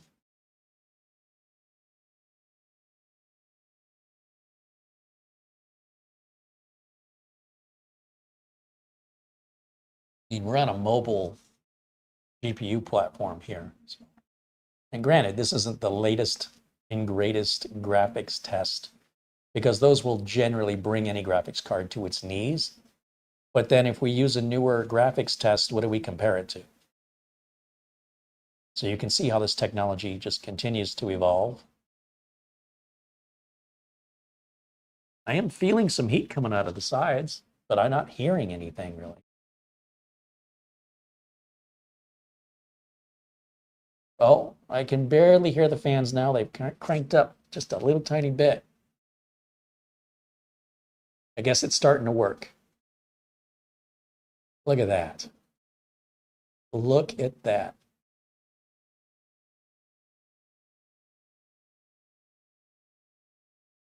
No stuttering, no strobe effect. Everything's nice and easy, nice and smooth. Remember, my capture card will only capture 1080. So if I were to run this demo at 4K, I'd have no way to capture and show it to you without a different capture card. But clearly, 4K is 4 times the resolution of 1080, and it would definitely have an impact on performance. Oystein says, no noise? No noise? I mean, again, my air conditioner's running. I'm not hearing it above the AC. Okay, so, oh, that was 1080p medium. Okay, well, 17,715 is our result there. Good enough. Let's close that. What's going on with our updates? Are they installing? What are they doing? Wants to restart now. Let's go ahead and get that done. Let it put those updates in that it wants. And any further testing we do. I mean, there's going to be some more updates that have to take place in the background, but just FYI. It is a brand new machine. Anytime you get a brand new computer, you're definitely going to want to make sure you get everything updated. Drivers, your Windows operating system for sure. And that's why I'm so grateful it has 23H2 on it already. Windows 11 Home is all a home user needs anyway. Pro is a waste of time. You're not getting anything for Pro if you're your average home user. There's no benefit to it. None whatsoever. There's not a bigger memory limit. There's not a bigger storage limit. There's not anything faster. It is exactly the same with domain access, remote desktop, virtual machines, which again, you can do a lot of this with third-party software, remote access software, like Instant House Call, not remote, but virtual machine software. You don't have to use the stuff built into Windows. So a lot of people want to see that Pro version, but it's just a waste of money for most home users. So Windows 11 Home, you'd never know the difference. It's just some words that are throwing you like you don't have enough. It's psychological.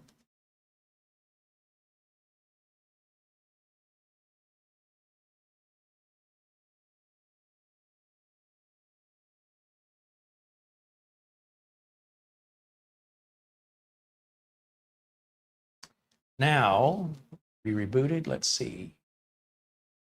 Already rebooted. Good, good. Okay, so now if we go to, I mean, I imagine we're still doing some updates here in the background. And we'll make sure our this is happy.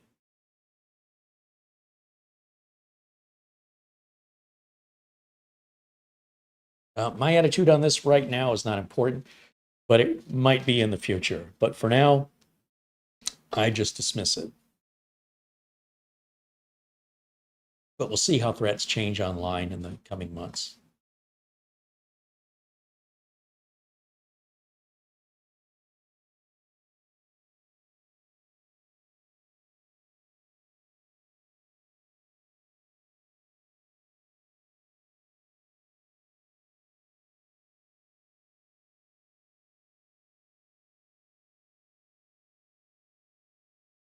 Just want to make sure we get all our updates installed, or our testing is potentially invalid.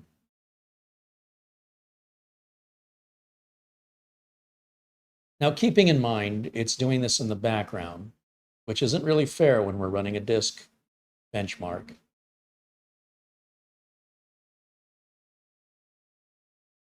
See what kind of numbers we get. It is going to be Gen 3, and we're just going to do the two top tests here for reading and writing or sequential. But I don't know how inaccurate this is going to be since we don't have dedicated access. Well, those are not Gen 3 numbers. That's a Gen 4 number right there. So maybe the website description is inaccurate. Anything over 3600 is going to be Gen 4. Was not expecting to see 4700 on the read. Let's see what we get on our write. Yeah, that surprised me. Oof, that's painful. Oh, but it may be because Windows Update is writing to it. That's, yeah, I don't know how accurate that's going to be.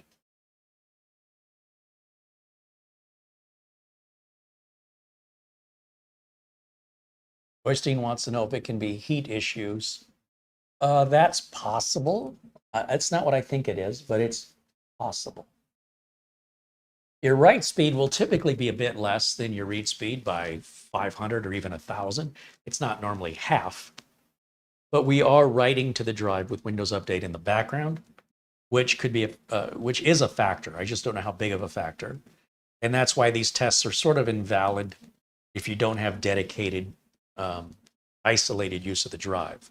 As long as we have other background processes using the drive, then this, can only do what it can do when sharing the drive with another process at the same time. And that's what I think it is. However, I suppose we could pull up, let me grab my USB flash drive again and pull up Crystal Disk Info, see what it can tell us about the installed drive. It'll tell us if it's Gen 3 or Gen 4, so I don't have to guess. Let's go back to my PC testing software, back to Crystal Disk Info.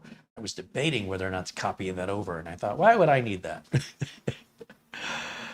Well, live and learn. Let's bring that up and see what it says. We're going to see two drives. We'll see our SanDisk drive. That's the flash drive I use. But this is the internal storage, which, yes, it's Gen 4. So the website description on the AceMagic and the Amazon page appear to be incorrect, and we'll let AceMagic know that because that's not to their advantage. And our temperature is very reasonable at 54. Power on count, power on hours, that's all expected on a brand new build. They're low. And I don't know who the manufacturer is here. I don't know what RS1DOT is, but we can open it up and take a look and see what's going on inside. But yeah, I mean, we're still installing and downloading. Obviously, when it's downloading, it's saving the downloaded information onto the drive. And when it installs it, it's installing onto the drive. So regardless of where it is in the Windows Update process, it is writing to the drive.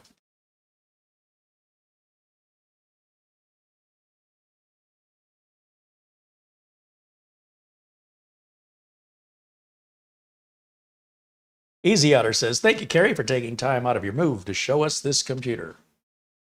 Well, I'm glad you're as excited about it as I am. I doing this for me.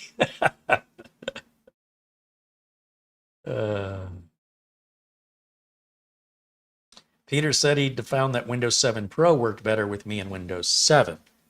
But since Windows 10, the Pro and Home version differences went away. This is true. Yes, there used to be a reason regarding like how much RAM you could have and stuff like that in Windows 7. But yes, that went away in Windows 10 and 11.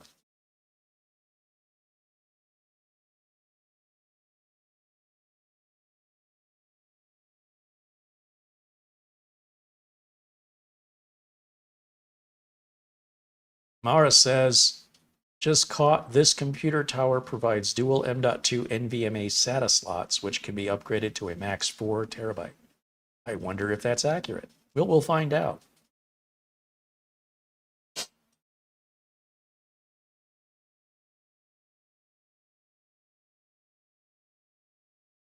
All right, so I guess what I'll do is I'm going to eject my flash drive again. This ejection process really isn't necessary. It used to be, but as long as you're not reading or writing to the flash drive, you can just pull it without that eject first. Old habits die hard, I suppose. Better safe than sorry. However, you'll sometimes, I'm a bit inconsistent with that. Sometimes I'll just pull the flash drive. Sometimes I eject it. It depends on my mood. But technically, you don't have to do that. Not anymore.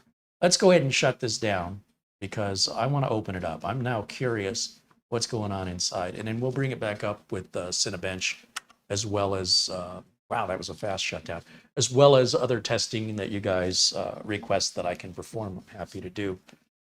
Like I said, this video is going to run a little bit longer than most, but you don't see something like this every day. So let's take our time. Let's make sure we're thorough and we get it done without having to redo it would be my preference. First thing I'm going to do is unplug power. We don't want to work on that with power in it. And we'll unplug our HDMI and Ethernet cables. Now, when we bring the bottom, let's expose the bottom here. Maybe I can do the overhead on this one.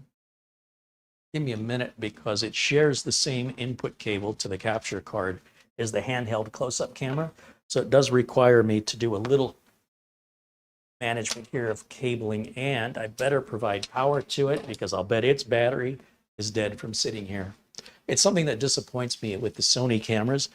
Normally with lithium-ion batteries, they can sit for months without any degradation in the battery charge. But with the Sonys, I don't know what the heck's going on. But let's see, we want to run this cable away from the camera shot. Bring it up this way.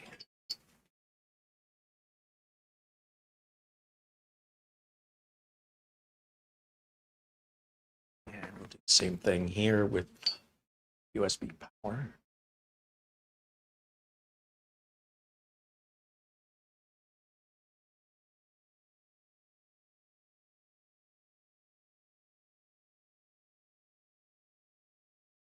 I cannot see the plug at this angle.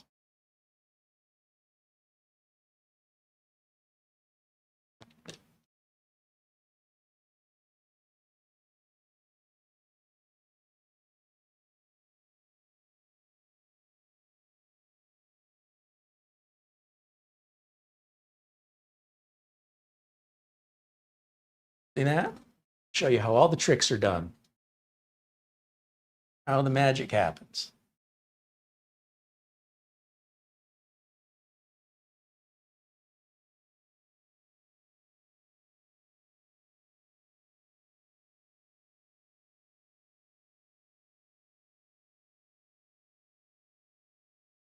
Turn on.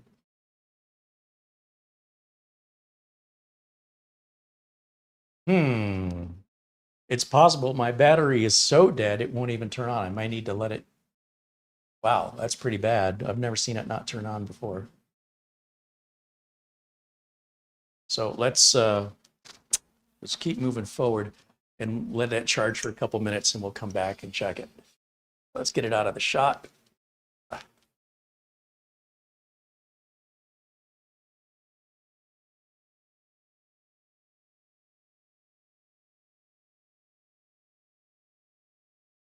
And we'll revisit that in a minute.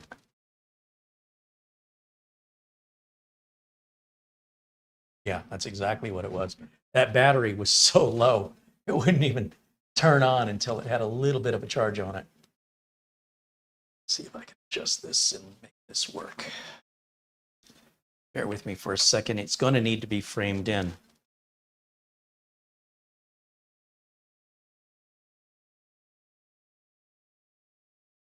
No video signal. Let's try that. How about now? Battery is exhausted. You and me both, my friend. I would assume that the USB power would be taking that over. So we're not exactly the best prepared for that, but that's okay. Because what I'm going to do is I'm just going to remove these little rubber feet that are right here on the bottom. Let me just bring it up to the camera. And then as far as any close-up goes, I mean, it's not going to be that hard to tell what I'm doing. Figure out how this comes off. But you can see there, the little black dots here. These are rubber feet. That looks like we can just pry those up, and I'm going to guess there's screws. And we've got two here, and the same mirrored over on the other side and at the bottom. And I'm guessing that each panel comes off to expose either RAM or SSD or both. So we'll find out.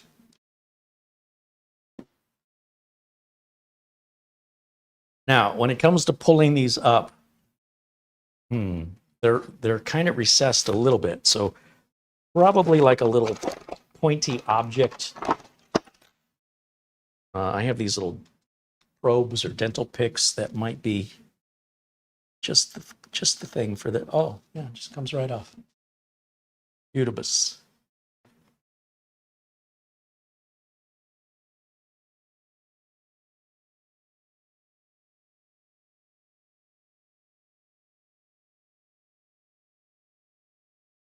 These rubber feet are not stuck with tape. They're just form fitted, which is I'm very grateful for. And honestly, if you didn't put these little rubber feet back on, no one would ever know. These are the rubber feet you worry about. This is what can scratch the desk. This is just for looks for anybody that's looking underneath of it. And I have to say that even if you were to look underneath and those weren't there, I don't think you'd know anything was missing if you compare them side by side with and without the rubber feet. Not that big of a difference. And you can see the type of screw we've got down there. Looks like just a standard Phillips, maybe a number 1.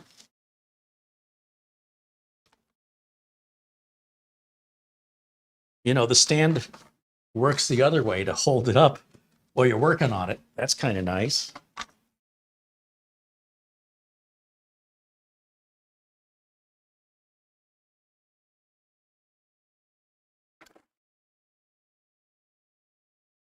here and see, is that, oh, perfect fit. 1, 2,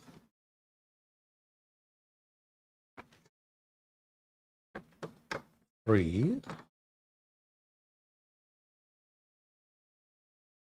and 4. No jeweler screwdriver needed. No specialty Torx bit needed. Thank you, AceMagic. Now what? Does it just lift up? How does this come off?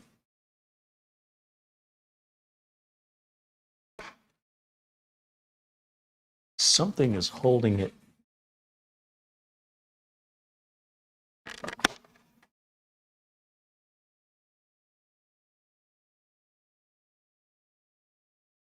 There are some clips, but something is holding it on this side. What could that be? See if I'm missing any screws on each side.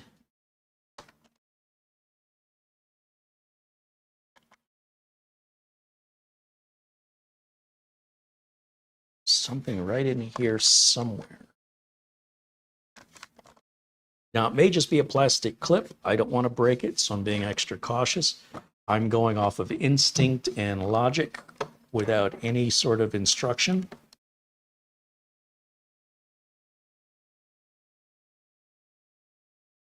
And that way, if you get one, I will have done the work for you. You won't have to figure it out. The best of my knowledge, how this opens is not available at this time anywhere online, so we're the first to do it.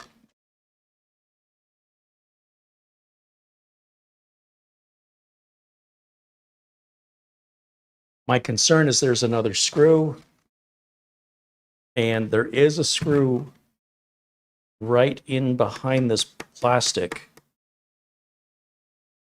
I'm not quite sure how this plastic comes off. So there's an order of things, right? Sometimes something like this may have to come off to get to an exposed screw here. Other times this piece has to come off first. And that's a problem when we don't have any, when we're the ones doing it first, we got to figure this out. Because if that screw right there is going through this, that would be holding that in, preventing us from taking it out. And if I force it out, it'll break the plastic and it will never sit right again. If it's just a plastic clip that's being stubborn, I certainly don't want to break the plastic clip. And that screw may have nothing to do with this whatsoever. In fact, it may be impossible to take this front cover off without first removing a bottom panel. I just don't know. So it could go either way.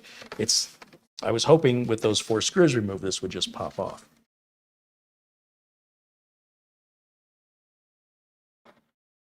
Now, to avoid scratching this, I would recommend put something soft underneath of it, you know, a towel or, and of course, because it's all plastic touching the towel, you shouldn't have any worry of static discharge.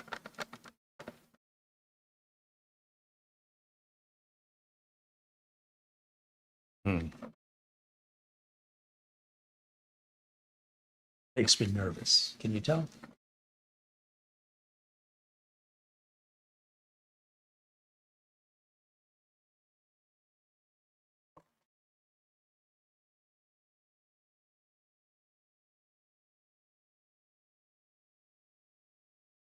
Hmm. Mm-hmm.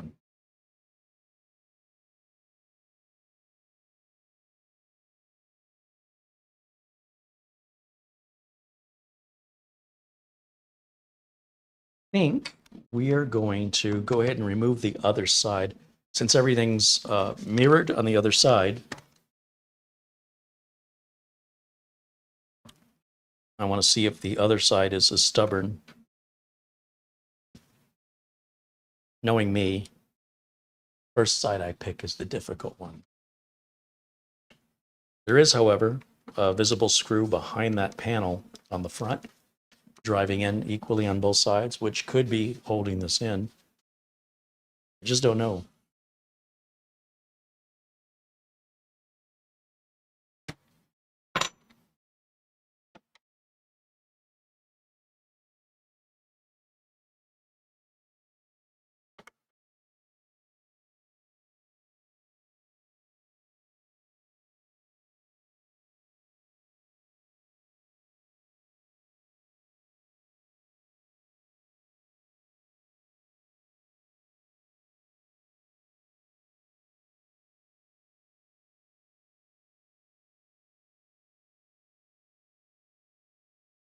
Yeah, there's something is fixed here that to me feels way too strong to just be a plastic clip.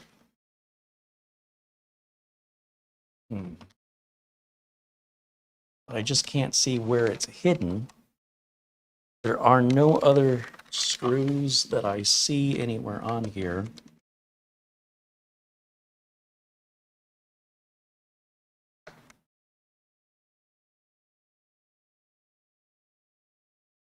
Only other place there are screws, and I'll show you if I bring this up to the camera what I'm looking at, that I think might be involved, potentially, are right there behind the panel. And on the same, right down here, there's a screw. But then I'd have to figure out how to get this cover off first. See what I'm saying? And I don't see any way that cover comes off without potentially gouging it even with a spudger. Or for all I know, the cover's being held on with screws that are underneath this. And I'm just being too gentle. That's possible too.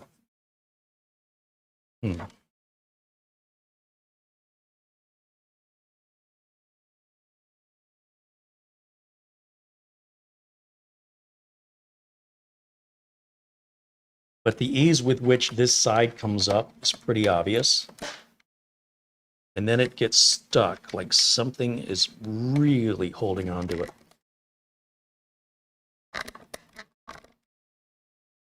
Does wiggle.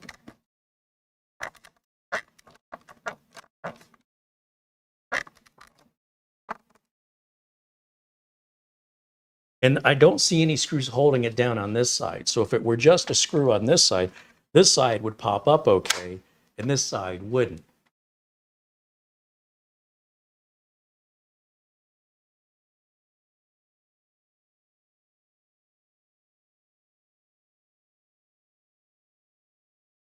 The only other possibility I can think of is there's something underneath this rubber foot, like a long screw going in like that, which to me would be overkill. And again, without having any diagram to go off of, I suppose we just have to peel it up and look.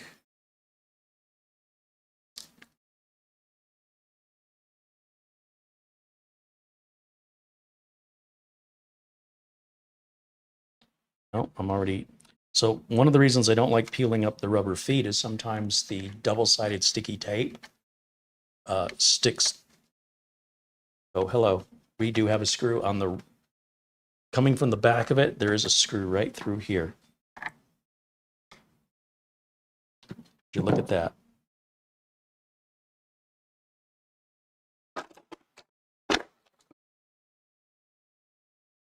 Now that one is going to require a thinner driver.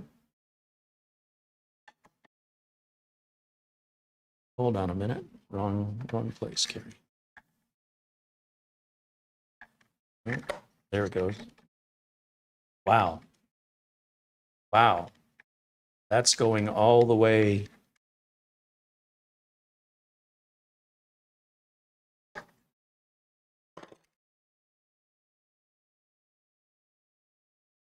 Did you see how far in that went? Oh, 2.5 inches.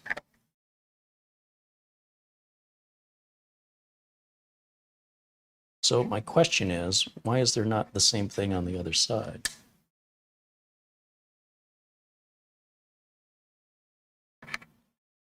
Oh, there is. It's just that. So remember I said the tape can come up, or the tape rather can stick to the unit rather than to the foot, and I think the tape stuck, and that's why I didn't see it. Kind of bummed out about that, to be honest.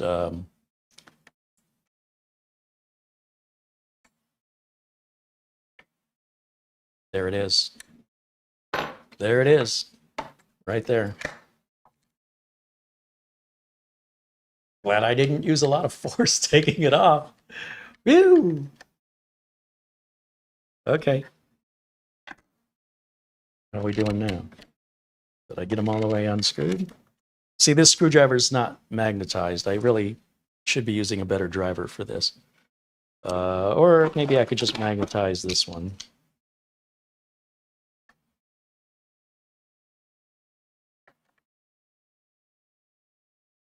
See the screw come with the driver.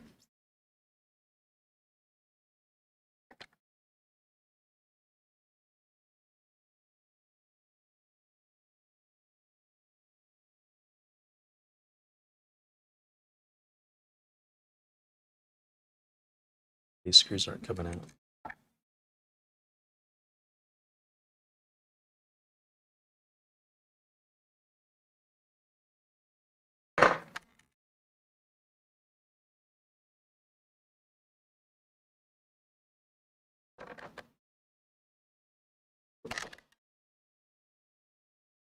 Not quite sure I'm getting the screws fully removed, so I need to get a better screwdriver for this. And for that, I'm going to use my iFixit toolkit, because this is my go-to whenever I run into anything that's pretty much not a desktop, really.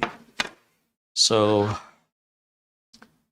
I don't know that we're going to have the length we need with this driver, though.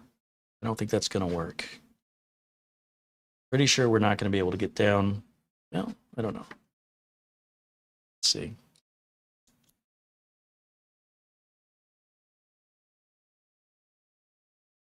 Yeah, not going to happen. That's not going to work. Well, this is the first thing I've seen I don't like.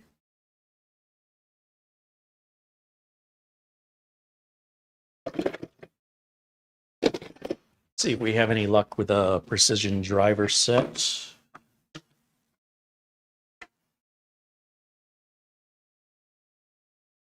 Much better.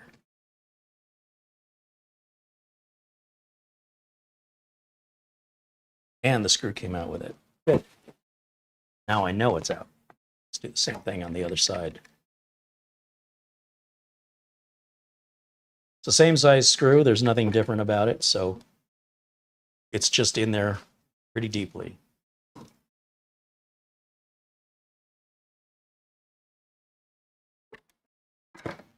Whoa, hello. That is not helpful at all.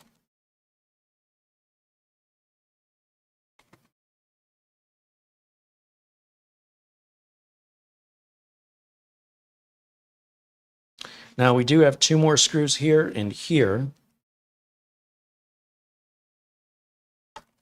Set this aside here.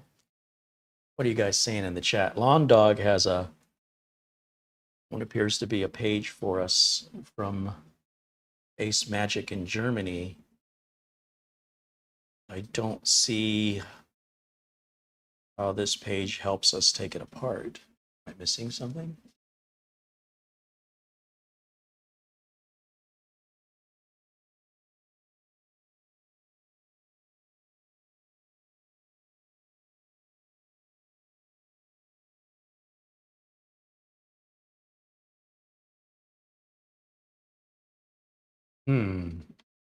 Well, I don't think we have a choice but to take out the other side. This side does have an L on it, labeling it as the left side, but I think that's, oh, I guess not. I guess it would not be obvious. So when it says L on it, I'm assuming that's left. And left means if you're looking at it from the front, that would be my left. And I'm assuming this other side will say R when we take it out.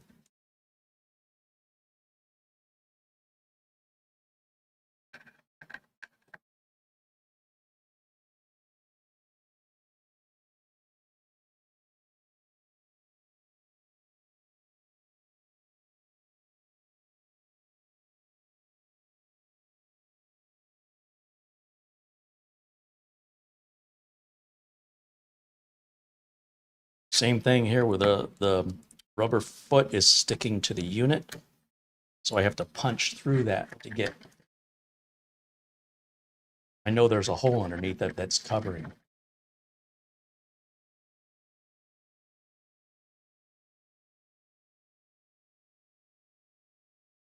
Okay, and that removes both of those screws. So 6 screws per side.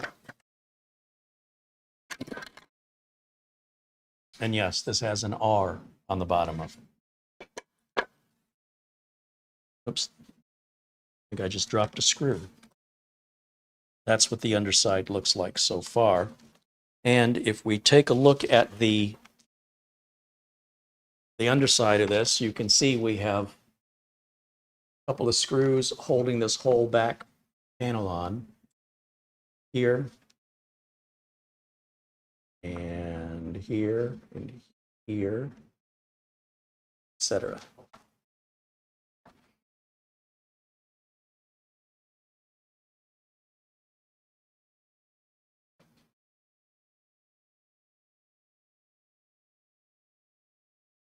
Two, 4, 6, 8, 10, 12 sounds right.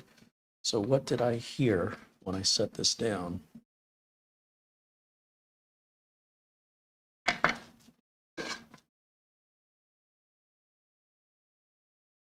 don't know what that was. I heard something fall off the side of the desk.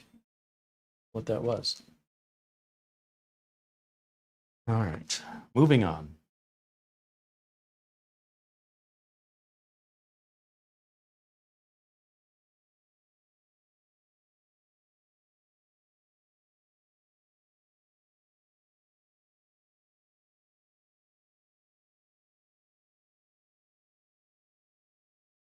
So the tank is a lot easier to get into. No screws, no tools are required to get to access your RAM or your storage on the tank. So there is a price for the aesthetic.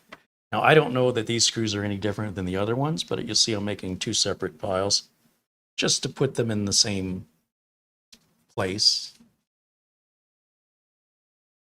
Ooh, that feels like there's a screw right underneath their sticker. Like they want to know if you opened it.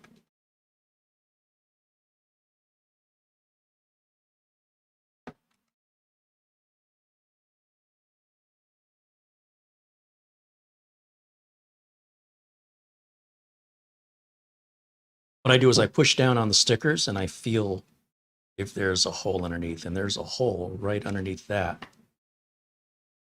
I usually just push the screwdriver right through. If it bites onto something, it'll pull the sticker up. There we go. There is a power cable that lights up the little LED. And I suppose the right way to do this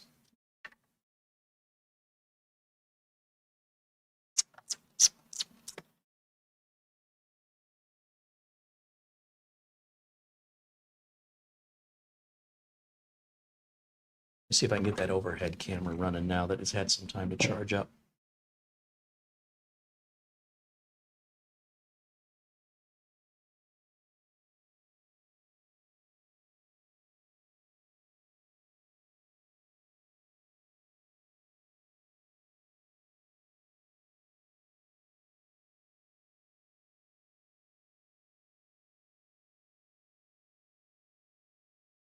Let's see where this has to go.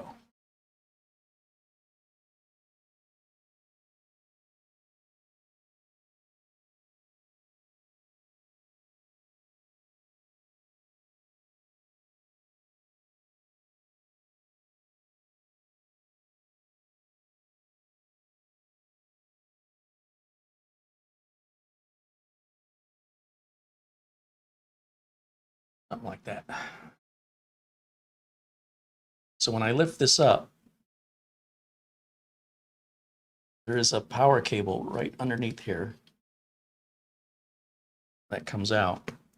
But I feel like we're on the wrong side. Like usually where the fans are is the underside, and typically your RAM and storage will be on the other side of the board. I do see our Wi-Fi card right there.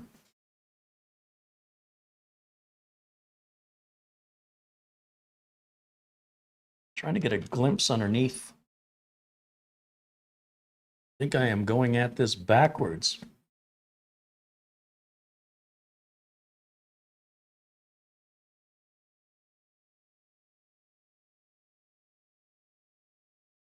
Now there are a couple of screws holding on the other side, but these are RGB'd, so they're probably wired in. But typically your Wi-Fi card is on the other side as well. So we're definitely dealing with a different kind of a design here.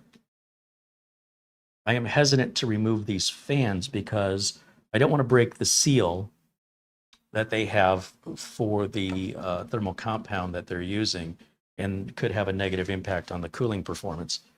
So I'm going to grab a little flashlight and see if I can look underneath these fans without removing them, because I'm going to guess the CPU and GPU are underneath those, not our RAM or storage. Like I say, typically the RAM and storage are going to be on the other side.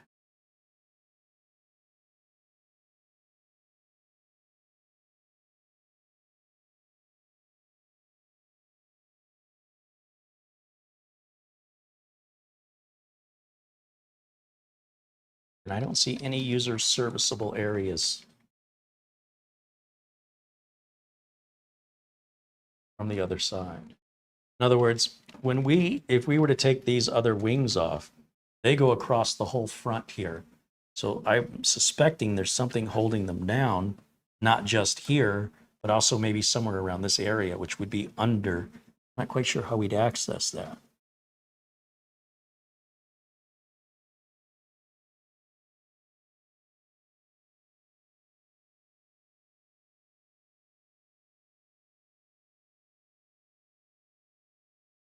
You see a screw here and here.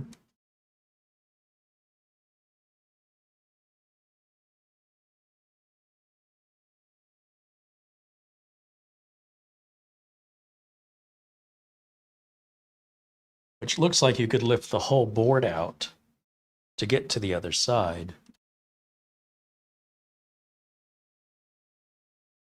I see a number of screws on the front. Now that I'm looking at it with a flashlight, I see a screw here, here, here, here, here, and here. I see 6 in behind this clear panel.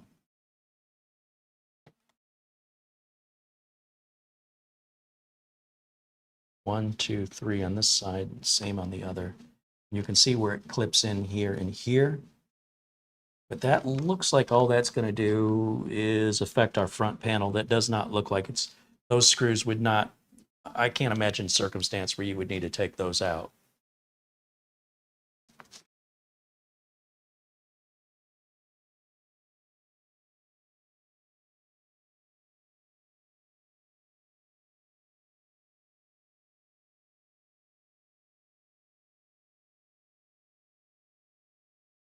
I am baffled, guys.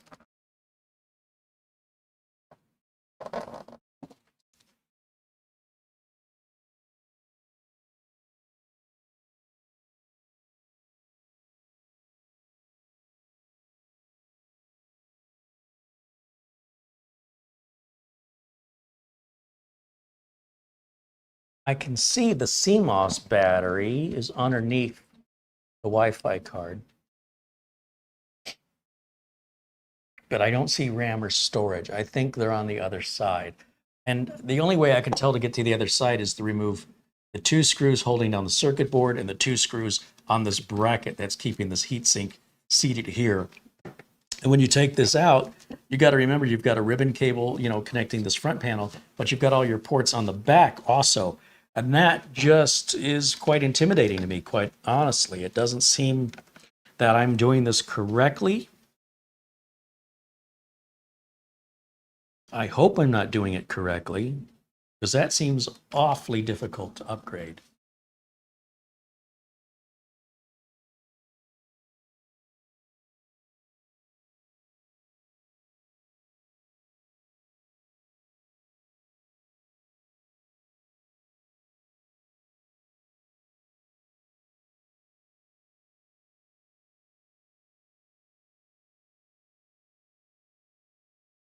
I don't see any RAM sockets or NVMe sockets underneath these heat spread, underneath these fans. There could be there, and I'm just not seeing them. But that's still, first of all, it would be an unusual location. and it would still be quite difficult. That'd be a lot of screws to get to just to do a simple NVMe upgrade. So I don't believe that's what's happening, but I could be wrong.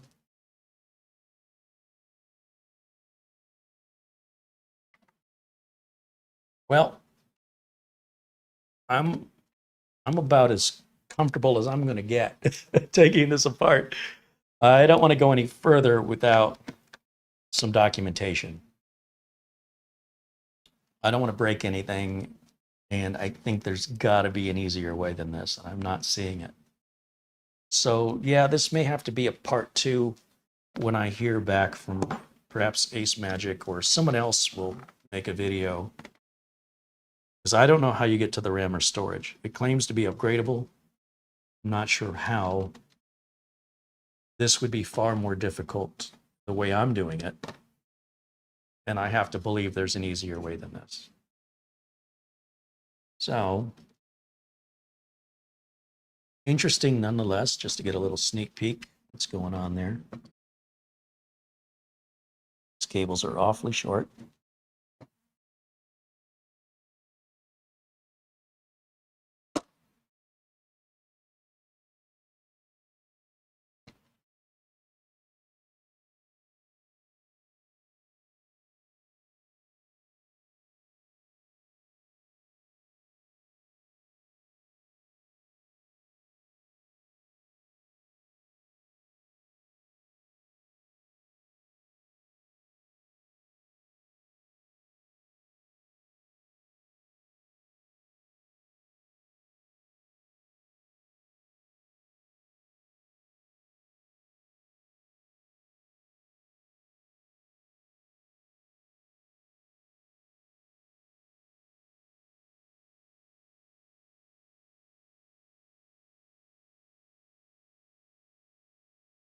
That's a real challenge.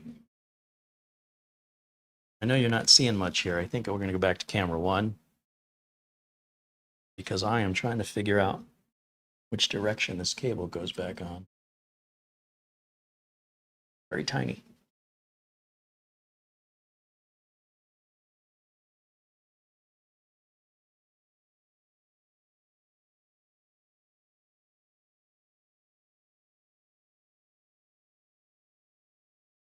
It's got to be easier than this. Right? Must be.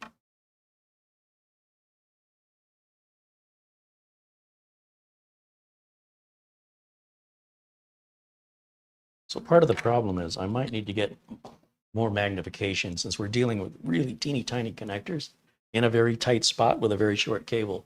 That's why I don't want to take it apart any further, because there'd be more of those I have to take off. And then if that's all unnecessary because you're supposed to get at it a different way, yeah, I don't want to even go down that road until I know for a fact that's the right road. And even then, it's decked out really well with the RAM and SSD. But the Tank 03, like I say, you just pop the side off, no tools required. So keep that in mind if that's important to you.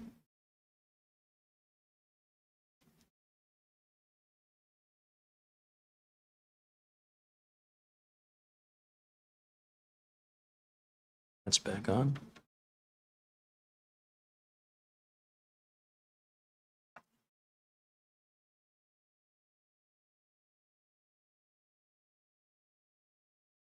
Those magnifiers can be put back.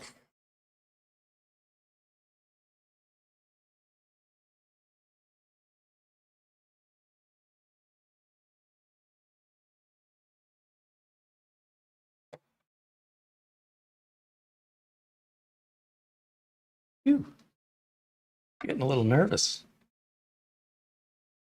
Take the thing out of the box and break it before the end of this, before the sun goes down.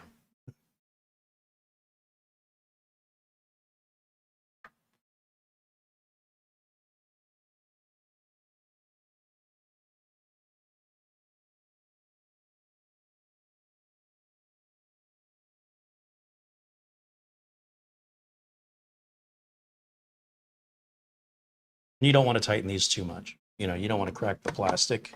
It's not got to be watertight. So you just right till they're snug and stop.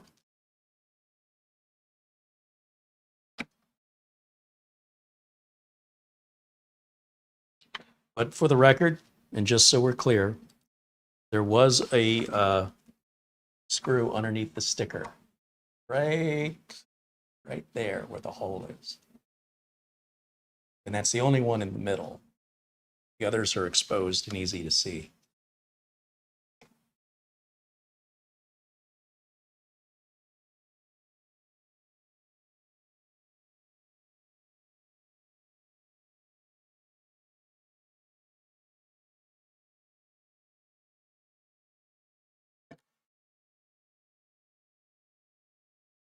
Clicks on. That should be the left. This should be the right.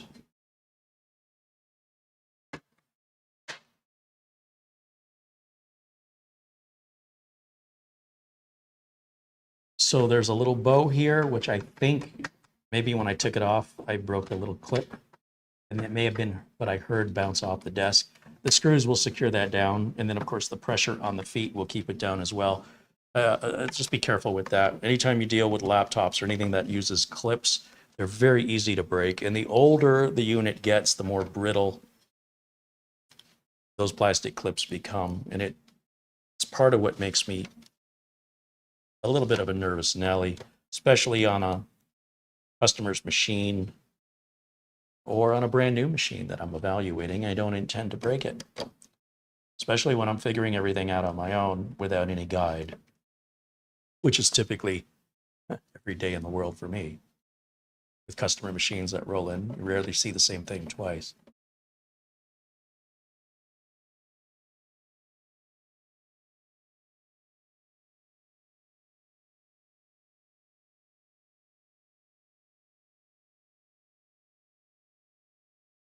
Most mini PCs, apart from maybe upgrading the Wi-Fi, storage, or RAM, are going to be very similar with laptops with regards to repairability. Unlike a laptop, this is less likely to be dropped or suffer the kind of damages laptops are subjected to. But a lot of people don't upgrade desktops anyway. They usually just buy a new one after a while, like the general public.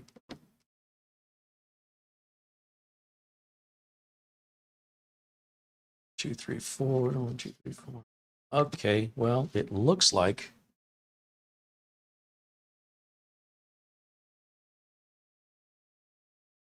oh, I see. I was gonna say it was looking like I was missing a screw, but they're all there. Put our little rubber feet back on.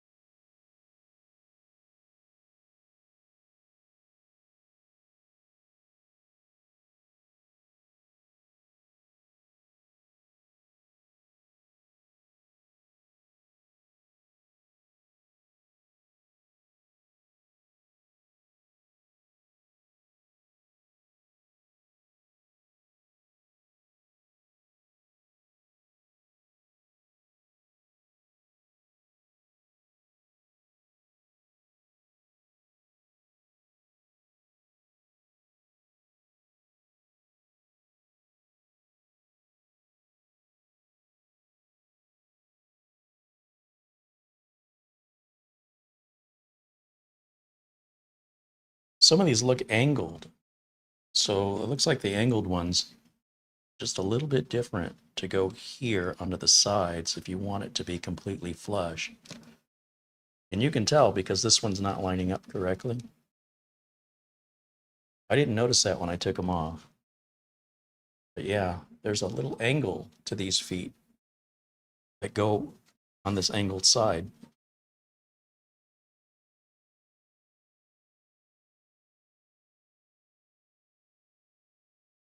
Not notice that at first. It's got a little groove in it too, like it's supposed to seat into something, but I can't tell.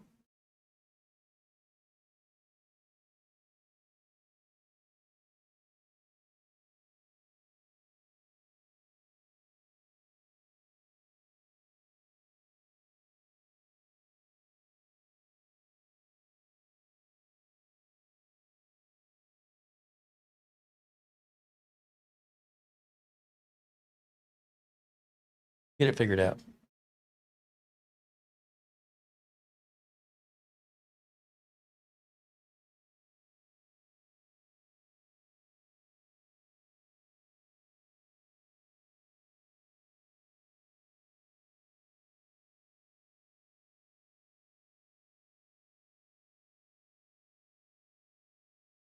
Okay, one's missing, Carrie. Where is it? Where did it go?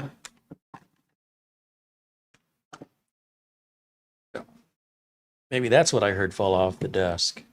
Well, let's keep going.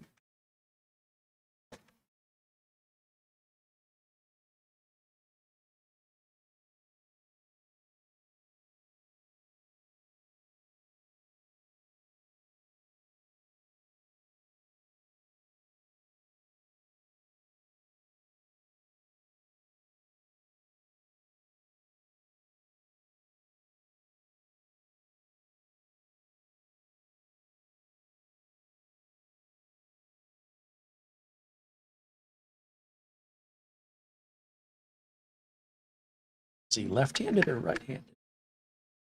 Nobody knows for sure.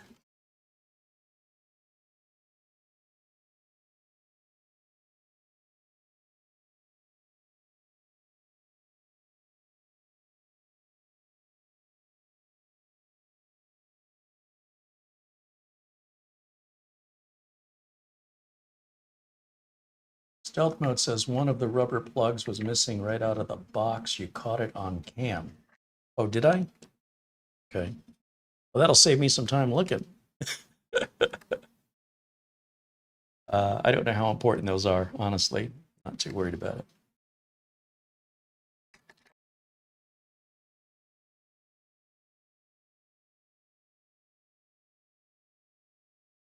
Again, don't over tighten those.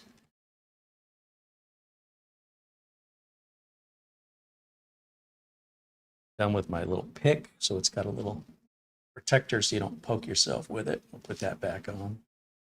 That'll go back in the drawer, and this can go back in this case.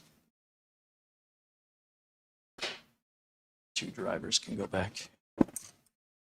Okay. Let's go back to camera one. Now, where were we?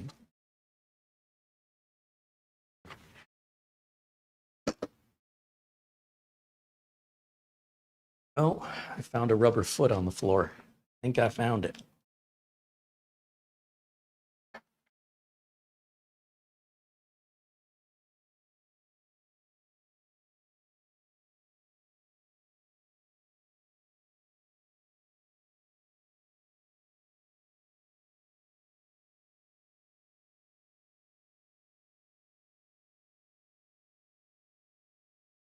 All better.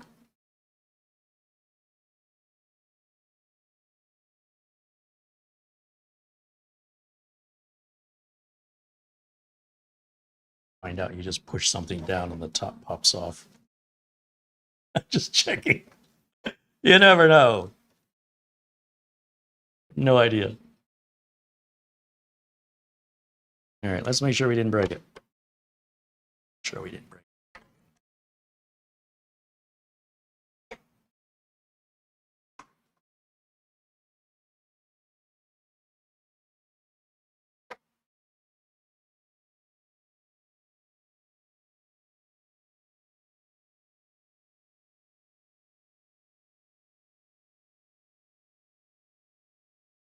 Here we go.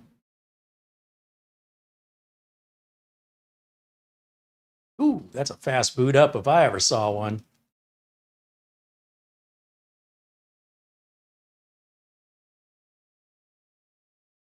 All right, let's take a look at Cinebench, I think will be the right thing to do here in HW Info.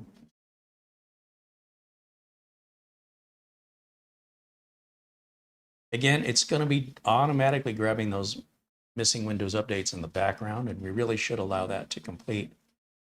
But be that as it may, we're going to continue on with that as a sort of a caveat.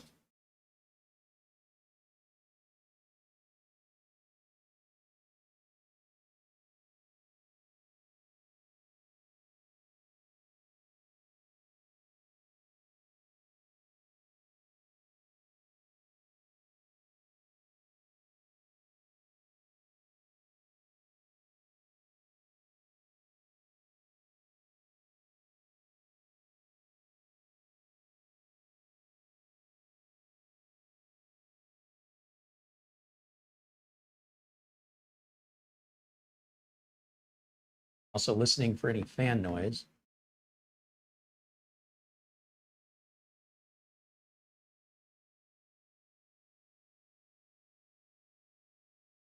If we pull this down a little bit more, we can see our package power.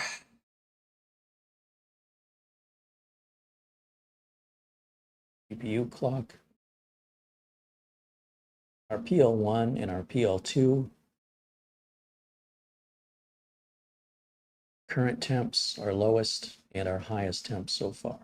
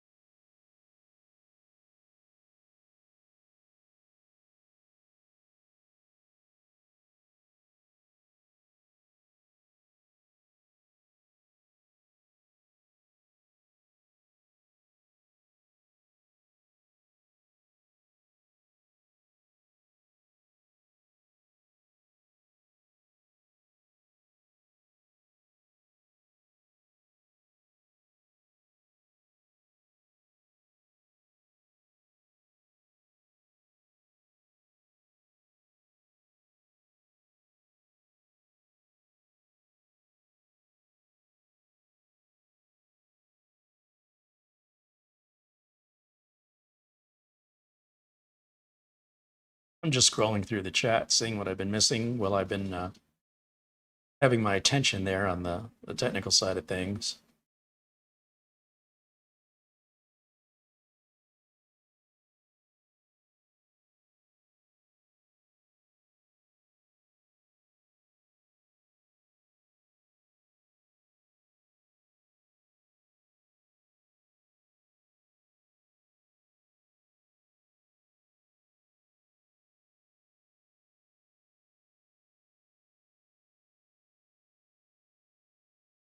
Thank you to Thomas Mac T. He sent a $25 Amazon gift card. He says, this is for Studio C. And I'm glad another Tom is doing an awesome job for you. Does this mean that Marlena DG will get an Office upgrade? Yes. I tried updating my OS Chrome and rebooted. Still can't chat. Tell everyone hello. Huh. That is very strange. Speaking of Toms, Tom Jackson sends $77.77 as an Amazon gift card. Says, here's the Studio D. Well, that might be in Detroit.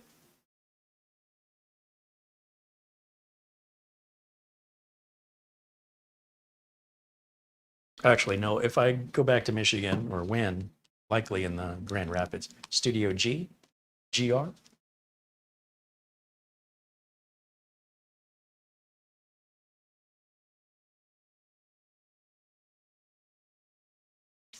So right now we're doing a CPU multi-core test here. Cinebench R23.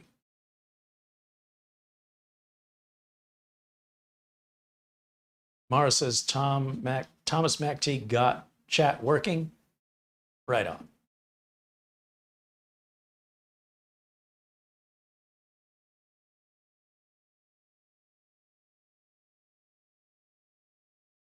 All right, I have to move up a little closer to the screen so I can read it the way you guys can.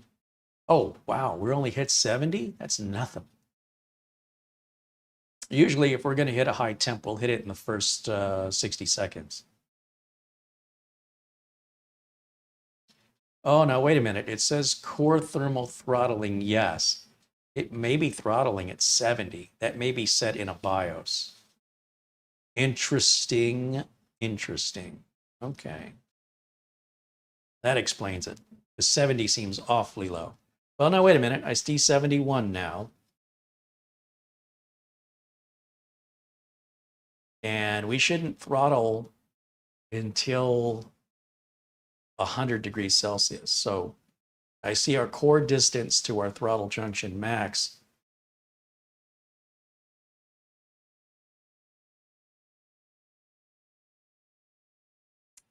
That doesn't make any sense.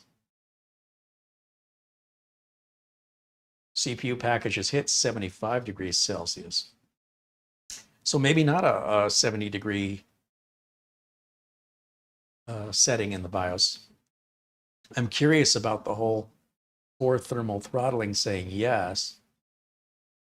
Not sure when that happened.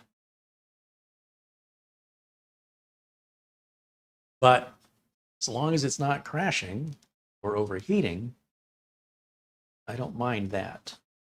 Just curious about it.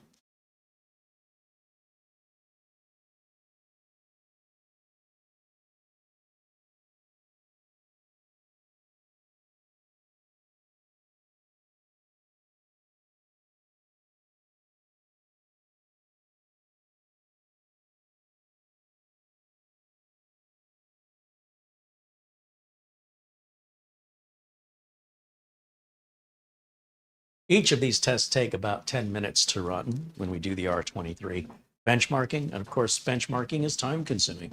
A real thorough review will do numerous benchmark results because no two results on the same machine will be the same. And so you'll run them several times and then take the average of the runs in order to get anything halfway decent in a review. I don't want to do that because I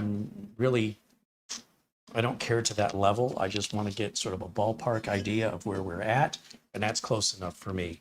Anything else is crumbs. I want the cookie, you can have the crumbs. Some people want the cookie and the crumbs.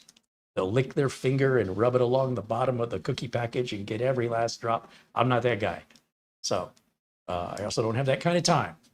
Got to move on. So we'll go ahead and run these tests. They take long enough.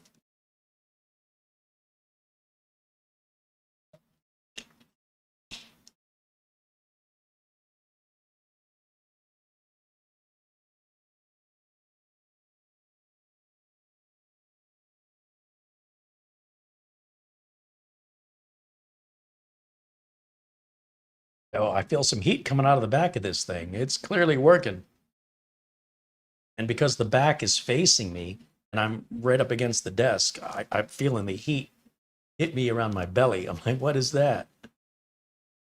Am I having a stroke? No, we're running Cinebench.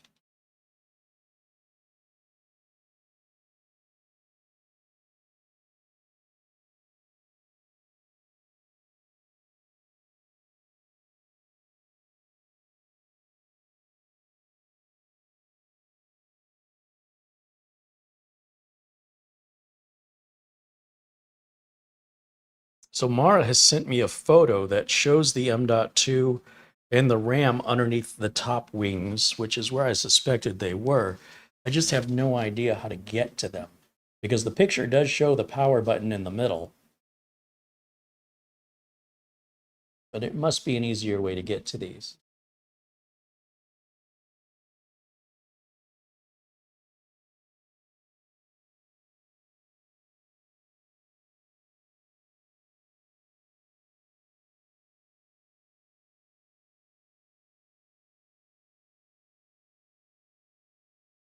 But it would definitely be on the other side of the board. I would assume you don't have to take the whole board out and flip it over. There must be a way to take the top wings off. And I would hope it was a lot more convenient than the bottom ones were. But I have no idea. I don't see any release, which is unfortunate. But that doesn't mean there's not one there.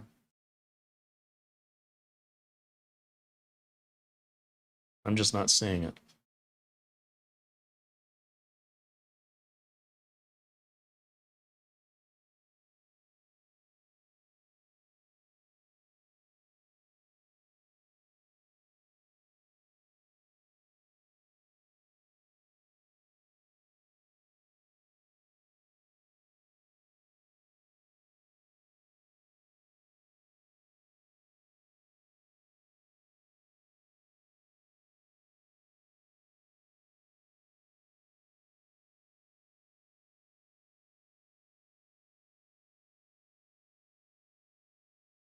Should be on our final benchmark test of the multi-core R23 results. Max temp so far, I see 73. And a max CPU package temp of 75. I'm happy as long as we're at 85 or below. So once this test completes here in a few seconds, we'll do the single core test. And that'll be another 10 minutes once we start the single core test.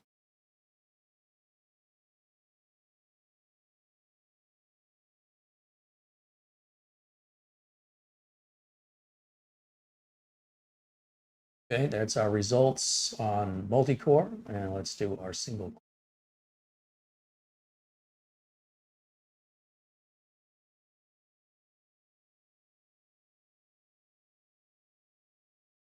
It intentionally runs for 10 minutes to heat things up, and then once things are nice and hot, then it runs the actual benchmark. That's how the folks at Cinebench designed this, or the folks at Maxon, that's how they designed it.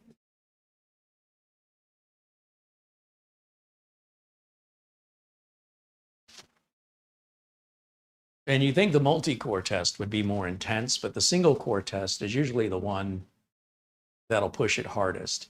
So I'm seeing a core max of 90 degrees Celsius. Remember I mentioned that it typically will happen within the first minute, if it, the hottest point.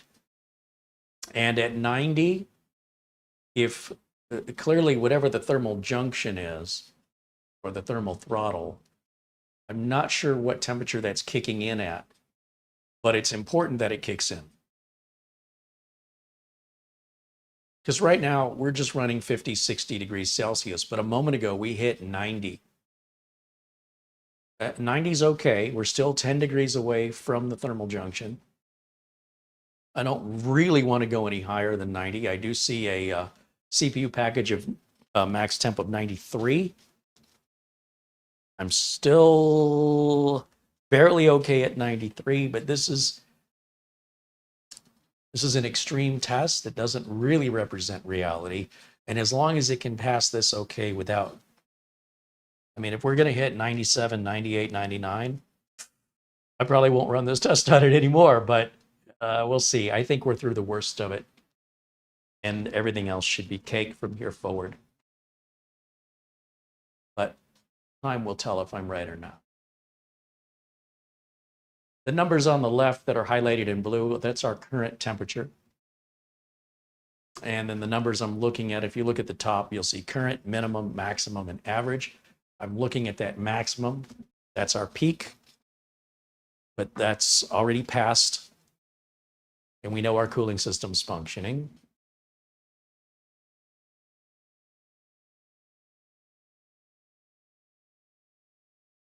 And that's why I didn't want to touch or remove the fans, because I want to make sure that the numbers we see are from the factory and nothing that I've done to either cause a difference in positive or negative cooling. It likely would be negative, honestly. I can't emphasize enough how important it is that you don't break the seal between the heatsink and the CPU unless you really know what you're doing. And even then, I wouldn't do it on a brand new machine. After a few years, if you think it needs a repasting or something, but there's really nothing to fix here. It's running as it should. I'm not worried about this yet.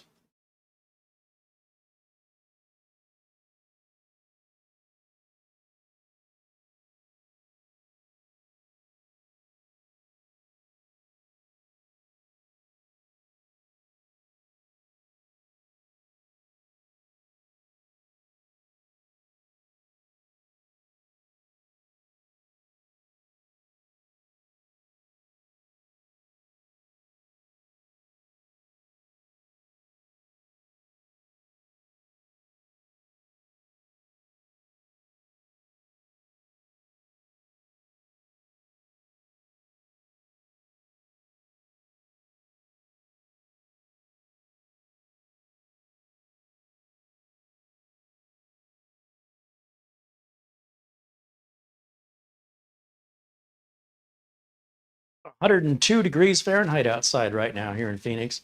We're going to be 110 this time next week. It's just going to keep growing from there.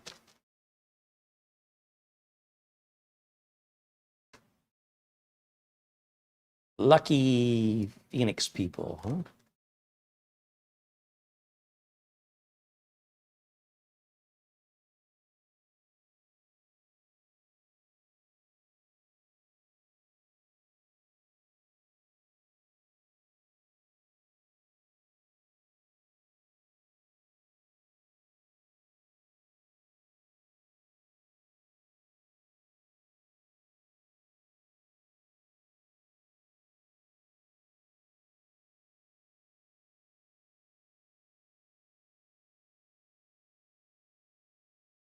-92°C maximum. 92. And a CPU package max of 93. So when it comes to these mini PCs, no differently than desktops, I don't like to see anything over 85 max. However, as a gaming PC that's designed to be pushed hard, keep me below 95. Otherwise, I won't feel like I'm getting everything out of the CPU that I could be. So there is sort of a paradox to it, where there's a different standard that I consider. What I don't want to see is I don't want to see us hitting 98, 99, or 100 on these mini PCs. Period. End of story. Something's not right if that's the case. So as long as we stay under, 98, 97, anything beyond that, I will shut the test down. We're close. We're very close. But that's where you want to be. If you want the best bang for your buck, you want to be able to push it that far. But I wouldn't want to push it that far regularly. But from time to time, no problem. But if it's going to run, 95 or above for hours on end, day after day, week after week, month after month, your computer may have a very limited life.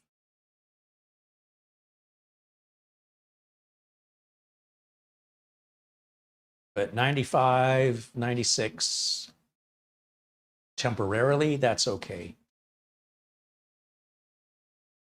Hey, there's Frankie B joining us. Welcome in, Frankie. Good to see you.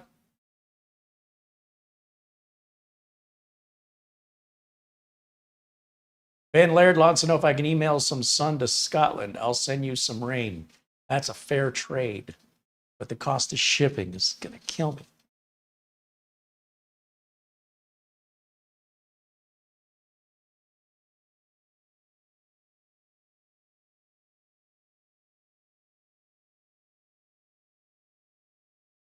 So again, it'll do that countdown to warm everything up for 10 minutes and then run the actual benchmark if you're wondering what that clock is ticking down there on the upper left.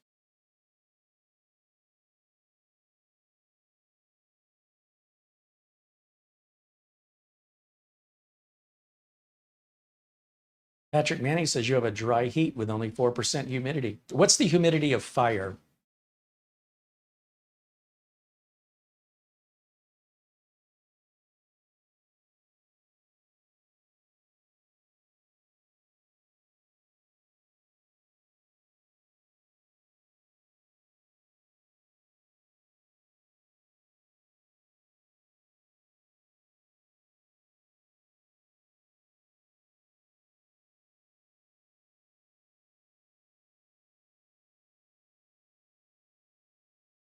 Okay, about a minute, 50 seconds left on the warm-up. Still looking at a maximum 92. And a CPU package maximum of 93. Ooh. This CPU does have 14 cores and 20 threads. It is Intel's 12th gen flagship consumer processor. There is, as far as I know, no higher end 12th gen processor, mobile processor available. You'd have to go to 13th gen. And then I don't even know what the 14th gen ones are out yet. The desktop 14th gens are out, but I don't know if the mobile 14th gens are out. Maybe. Can't stay on top of everything all the time, man. Give me a break. Some slack. Okay, almost done with this.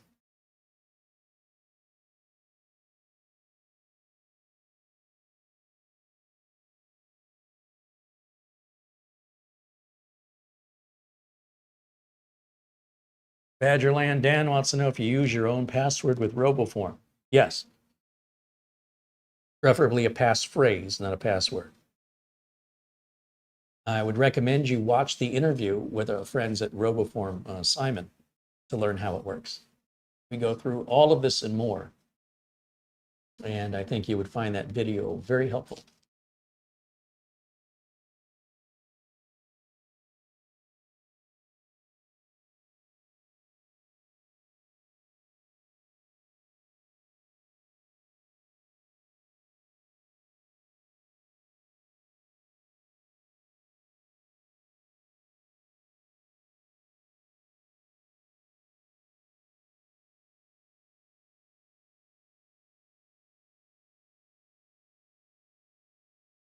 Okay, so after this, I think we'll probably wrap the video up. It's gone even longer than I expected it would. I didn't expect the teardown to be that.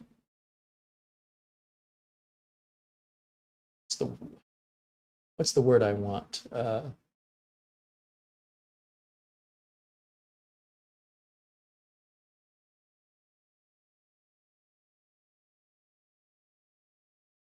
The opposite of obvious. it was very inconspicuous. Anyway, and it's the completely wrong side we need to remove. We need to remove the top. I don't know if you have to remove the bottom first, or I have to imagine, and I have to hope there's an easier way, but we'll have to reach out to AceMagic and find out. Or maybe I'll play with it a little bit offline. I just don't want to break it. I really like it a lot. And there's really nothing in there I want to upgrade. I'm very happy with this configuration, I have to say. You're not going to be upgrading the GPU. That's going to be soldered down. So if you want the 3080, you cannot upgrade to it later. You need to order it with that config the way it's going to stay. 3060, 3070, or 3080 will be soldered on the board. And that's true of all mini PCs.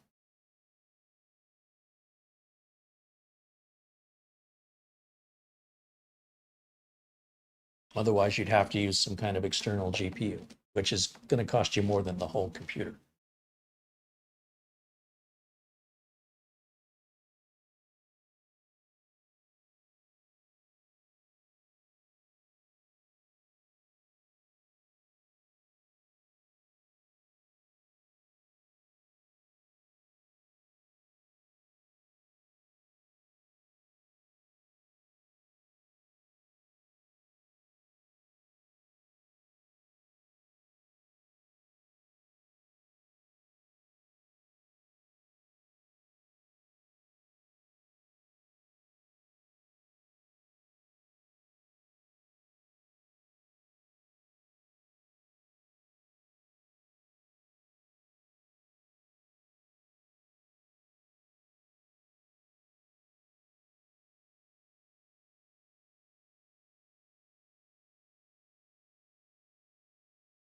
Mara says, I think the top is a panel of some sort that either is a push, like Dennis mentioned, or a pull slide.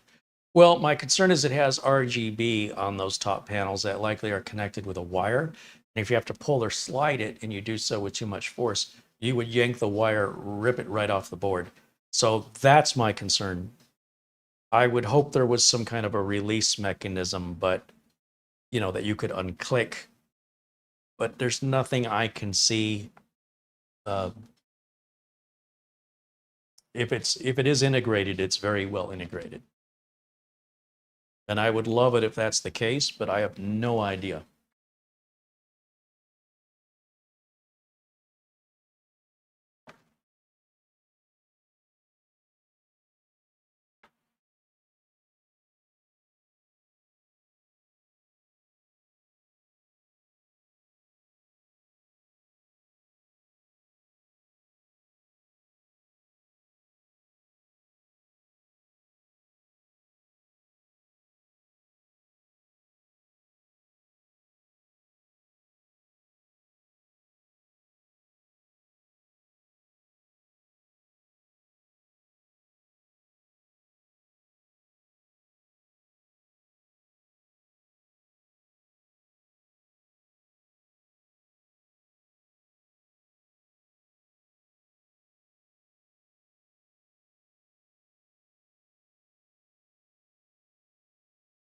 Yeah, the manual says it's a PCIe 3.0.4, so even the manual's not correct.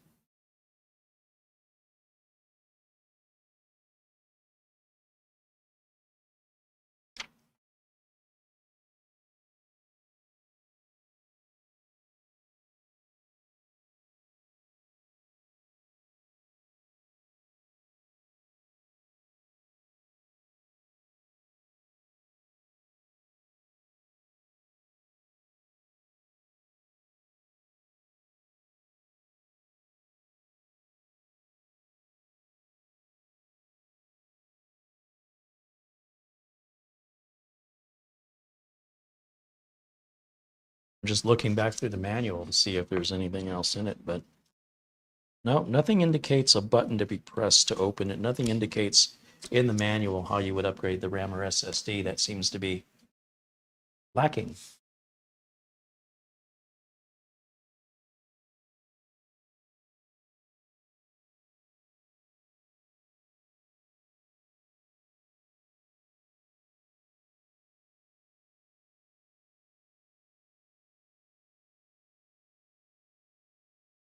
But they do have customer service. We can email them and see what they say.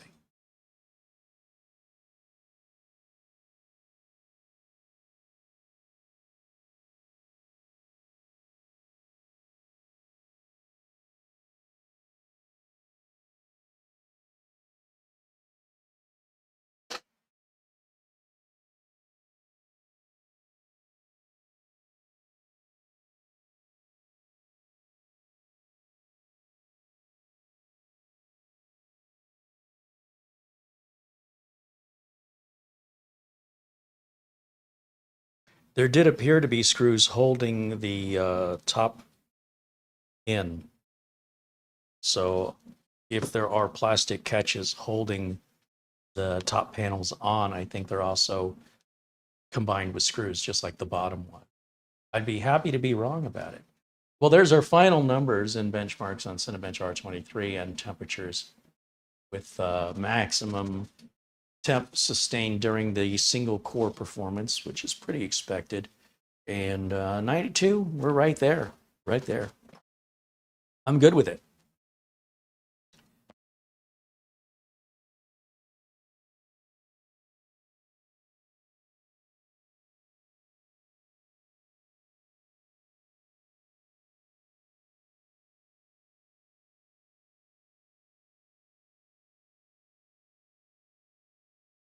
Trying to remember why this didn't work for me last time I tried to run it.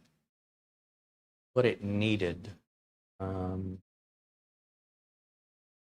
See.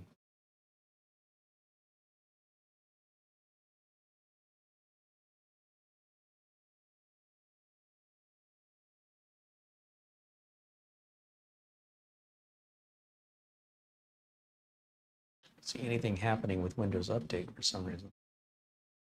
Whoops, I didn't mean to run the installer. Cancel that.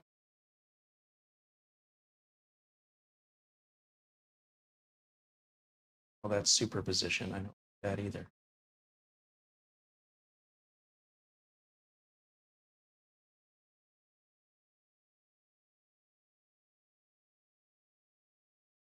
Okay, let me not confuse myself.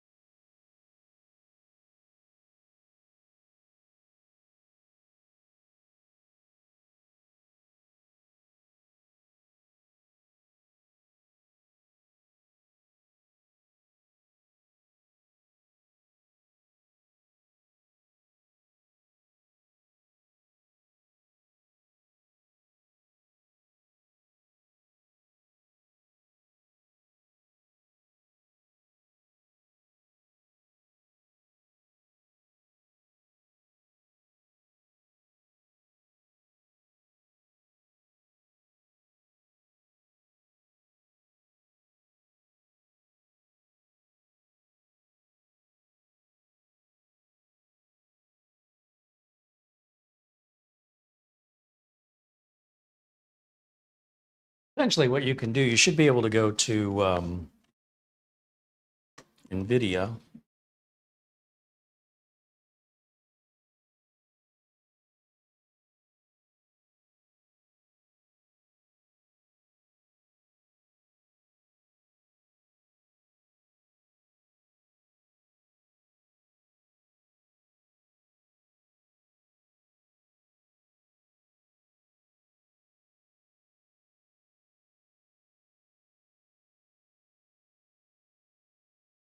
You can get an idea of how old these are.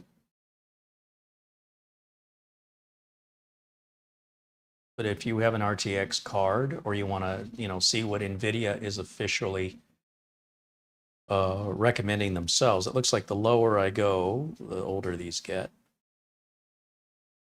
So I suppose the newest one will be on the top.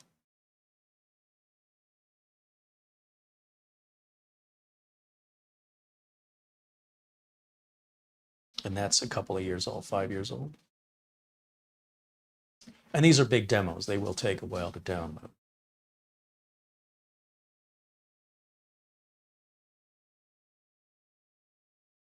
So that's where I'm getting them if you're curious. And then, of course, there are YouTube videos that record these demos if you're wondering what they look like. You obviously have to know that's one of my favorites. But I have had problems with these two running. They needed some prerequisite. I cannot remember what it was. And any RTX 20 series or greater NVIDIA graphics card, these are meant to showcase those abilities. Okay, so in the meantime, let's go back over to camera one here, and we'll wrap it up for today. I want to thank you all for hanging out on what is a very long, unexpected broadcast, so we could be thorough on this review. Overall, this is a major thumbs up for me, except with regards to we upgraded.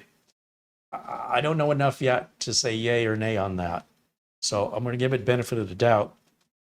And regarding the rest of the unit, other than this, I love it. I absolutely love it. I love everything about it. Performance, looks. I like the controls on the RGB. I like the little laser projector. I love all of it. Just nothing looks like this. And it's got a very respectable performance. Very respectable. Clearly, if you want to build a desktop, you can spend 2 or 3 times the amount of money and blow this thing out of the water with a 14900 KS and a 4090 or something. But being reasonable, being able to just have something as close to a console where it's kind of plug and play and there's no additional, depending on how you spec this out, it's certainly more power than you're going to get out of a PlayStation currently or Xbox. That being said, PlayStation and Xbox are still going to be more plug and play with regards to downloading games. But with this, you should be able to update it, put Steam on it, and have an identical experience with modern PC gaming. As for doing any work on it, real office work, it'll do it. It's just inappropriate for most offices. Most offices do not want this at any price. It's too distracting from the workforce. And, there's why their variety exists is so that you can accommodate both consumers and businesses. And not all businesses are anti-RGB. Most. But businesses like game developers or certain specialty businesses might actually have something like this. So when I speak in those general terms, I'm talking about the vast majority.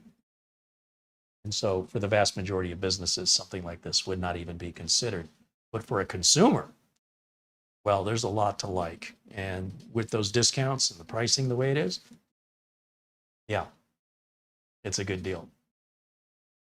I'm also happy to put to rest this whole issue of infected computers. You clearly see that wasn't the case here. And I'm certainly glad about that, to be honest. I definitely did not want to see anything else. And, it's one thing for a company to say something. It's another thing for a company to do what they said they were going to do. And it looks like they've done just that. So I'm very happy with that. I want to thank everybody who has contributed throughout today's show, all of our supporters, our members, super chat contributions, Amazon gift cards. Thank you guys so much. Oystein, Buster, Frankie B, Peter VZ, David Graham, Jose Lopez. Welcome, Larry Fairchild, as a new member. Thank you again.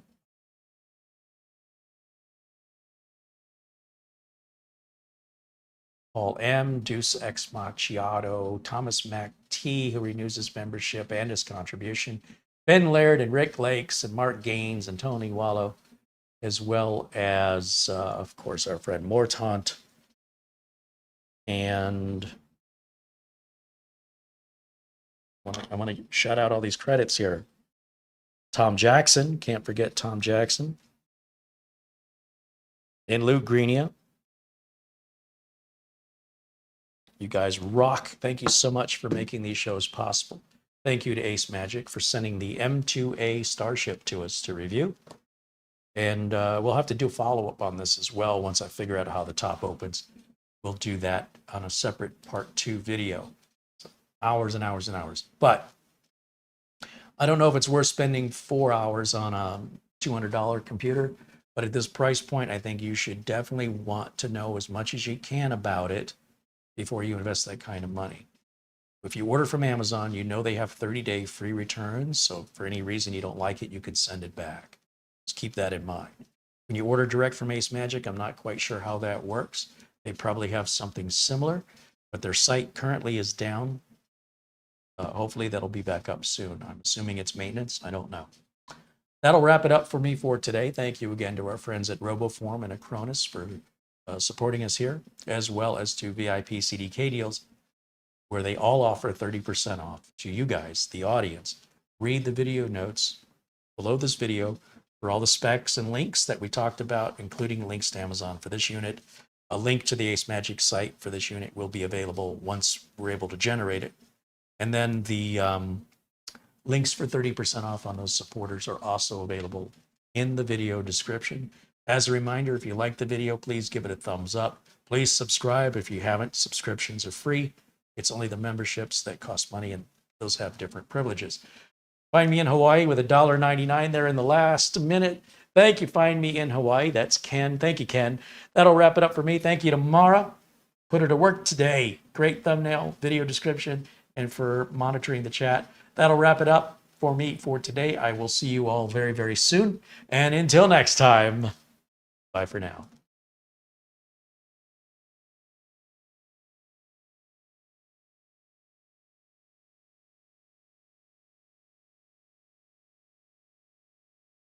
Trying to find an outro. I thought I had one. Let's do this one.